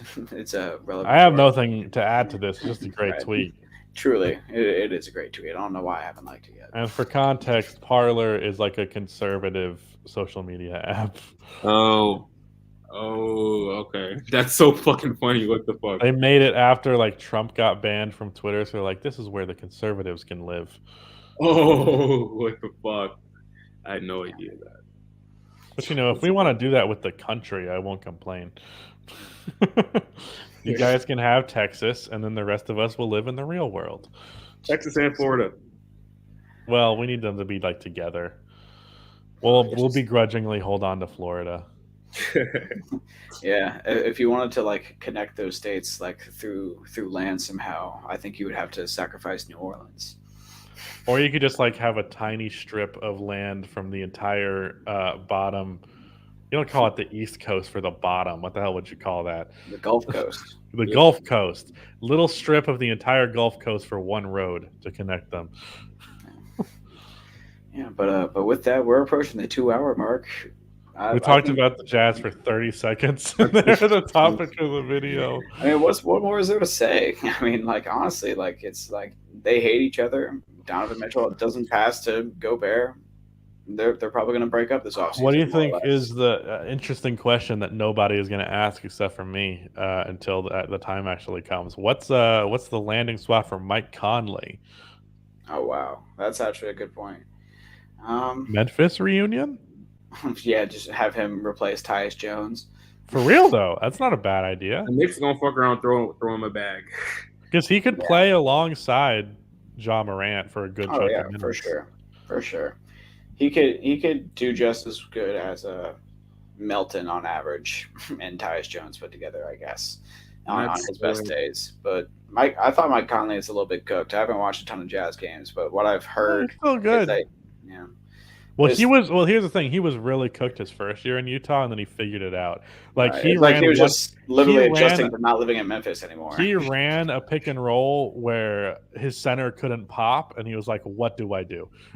I don't know how to play basketball without Marc Gasol popping up for mid-range and threes." Yeah, man. Shout out Marc Gasol. Mm-hmm. My roommate was asking me, it's like, politics aside, who do you prefer, Marc Gasol or Dennis Rodman? I was like, are you asking me who's a better basketball player or like who I like more? And he's like, better basketball player. I was like, I guess Dennis Rodman, but like, man, do I want to say? I don't know. I like him so much more. That is interesting. They're just so different. Yeah, it's like hard to compare them. Like I don't know how to like. One gobbles up boards like it's an art form, and one like does. And is one of the greatest defensive players of all time. Right. Meanwhile, Marc Gasol is just like an all-time great defender, kind of. Mm-hmm. But like technically won a Defensive Player of the Year award. But like no one's NBA mentioning him. Team. No one's mentioning him, and like when we're like talking all-time defenders, no one's like, "What about Marc Gasol?" Right? They're like, "Oh yeah, Tyson Chandler." Like we're not doing that. Yep. I mean, I'm gonna say Dennis is a better player. Yeah, probably. Still like more. But I feel like you're more likely to be able to build a franchise around Mark than Dennis, but also you shouldn't build a franchise around either of those players. Yeah. They should be complementary pieces. So, yeah. Unless you have 3 perfectly complementary pieces and have the capacity to make a conference finals run without your best player, not named Marc Gasol, Rudy Gay. But I mean, they're calling to the Lakers. That's so nasty. Y'all are sick. You'll never give up. Never give up. It's going to go from Mike Conley to George Hill as time passes because that's how it goes. Yeah, Conley to the Lakers. Sure, why not? Just trade Russ for Conley. No, man, Mike Conley. I actually genuinely want a Memphis reunion. That sounds really cool to me. Yeah, that would be fun. And you know what? I'm not sure how it works. Marc Gasol is still good enough to be in the NBA. Bring him off of the bench for the Grizzlies too. Nah, if I'm not mistaken, I think this might have just been like something he planned on and never actually did. I haven't exactly followed up on it, but I think he's playing for the team he has an ownership stake in Spain. I'm gonna look up Mike Conley's contract right quick. I think it's like 20 mil. I think he got re-signed to the Jazz after his crazy contract expired, and it was like 22 a year. Yeah, so it's 22 a year right now. Ooh, look at me calling right my shot. on the money. 58 million guaranteed, 68 overall. I mean, that's a movable contract. Absolutely. If we just have a ton of cap space, sign and trade Tyus Jones. Yeah, that's not a bad option. I love Tyus Jones, but I would accept. That would be tough, man. I love Tyus Jones. He just doesn't make mistakes. Do you not care about Mike? I thought you would have more love for Mike Conley. Of course, I love Mike Conley. Of course I do. I love Captain Clutch, but it's over. Which is I don't want to get back together. Some 2K ass nickname. Yeah, it really is. It really is. It's like I've already healed from the loss of Mike Conley. I don't want to like have like some nostalgia bait. But think about how fucking sick it would be. Memphis finally gets over the hump and wins it all, and Mike Conley is there as like the sixth man of the year. Yeah, that would be perfect.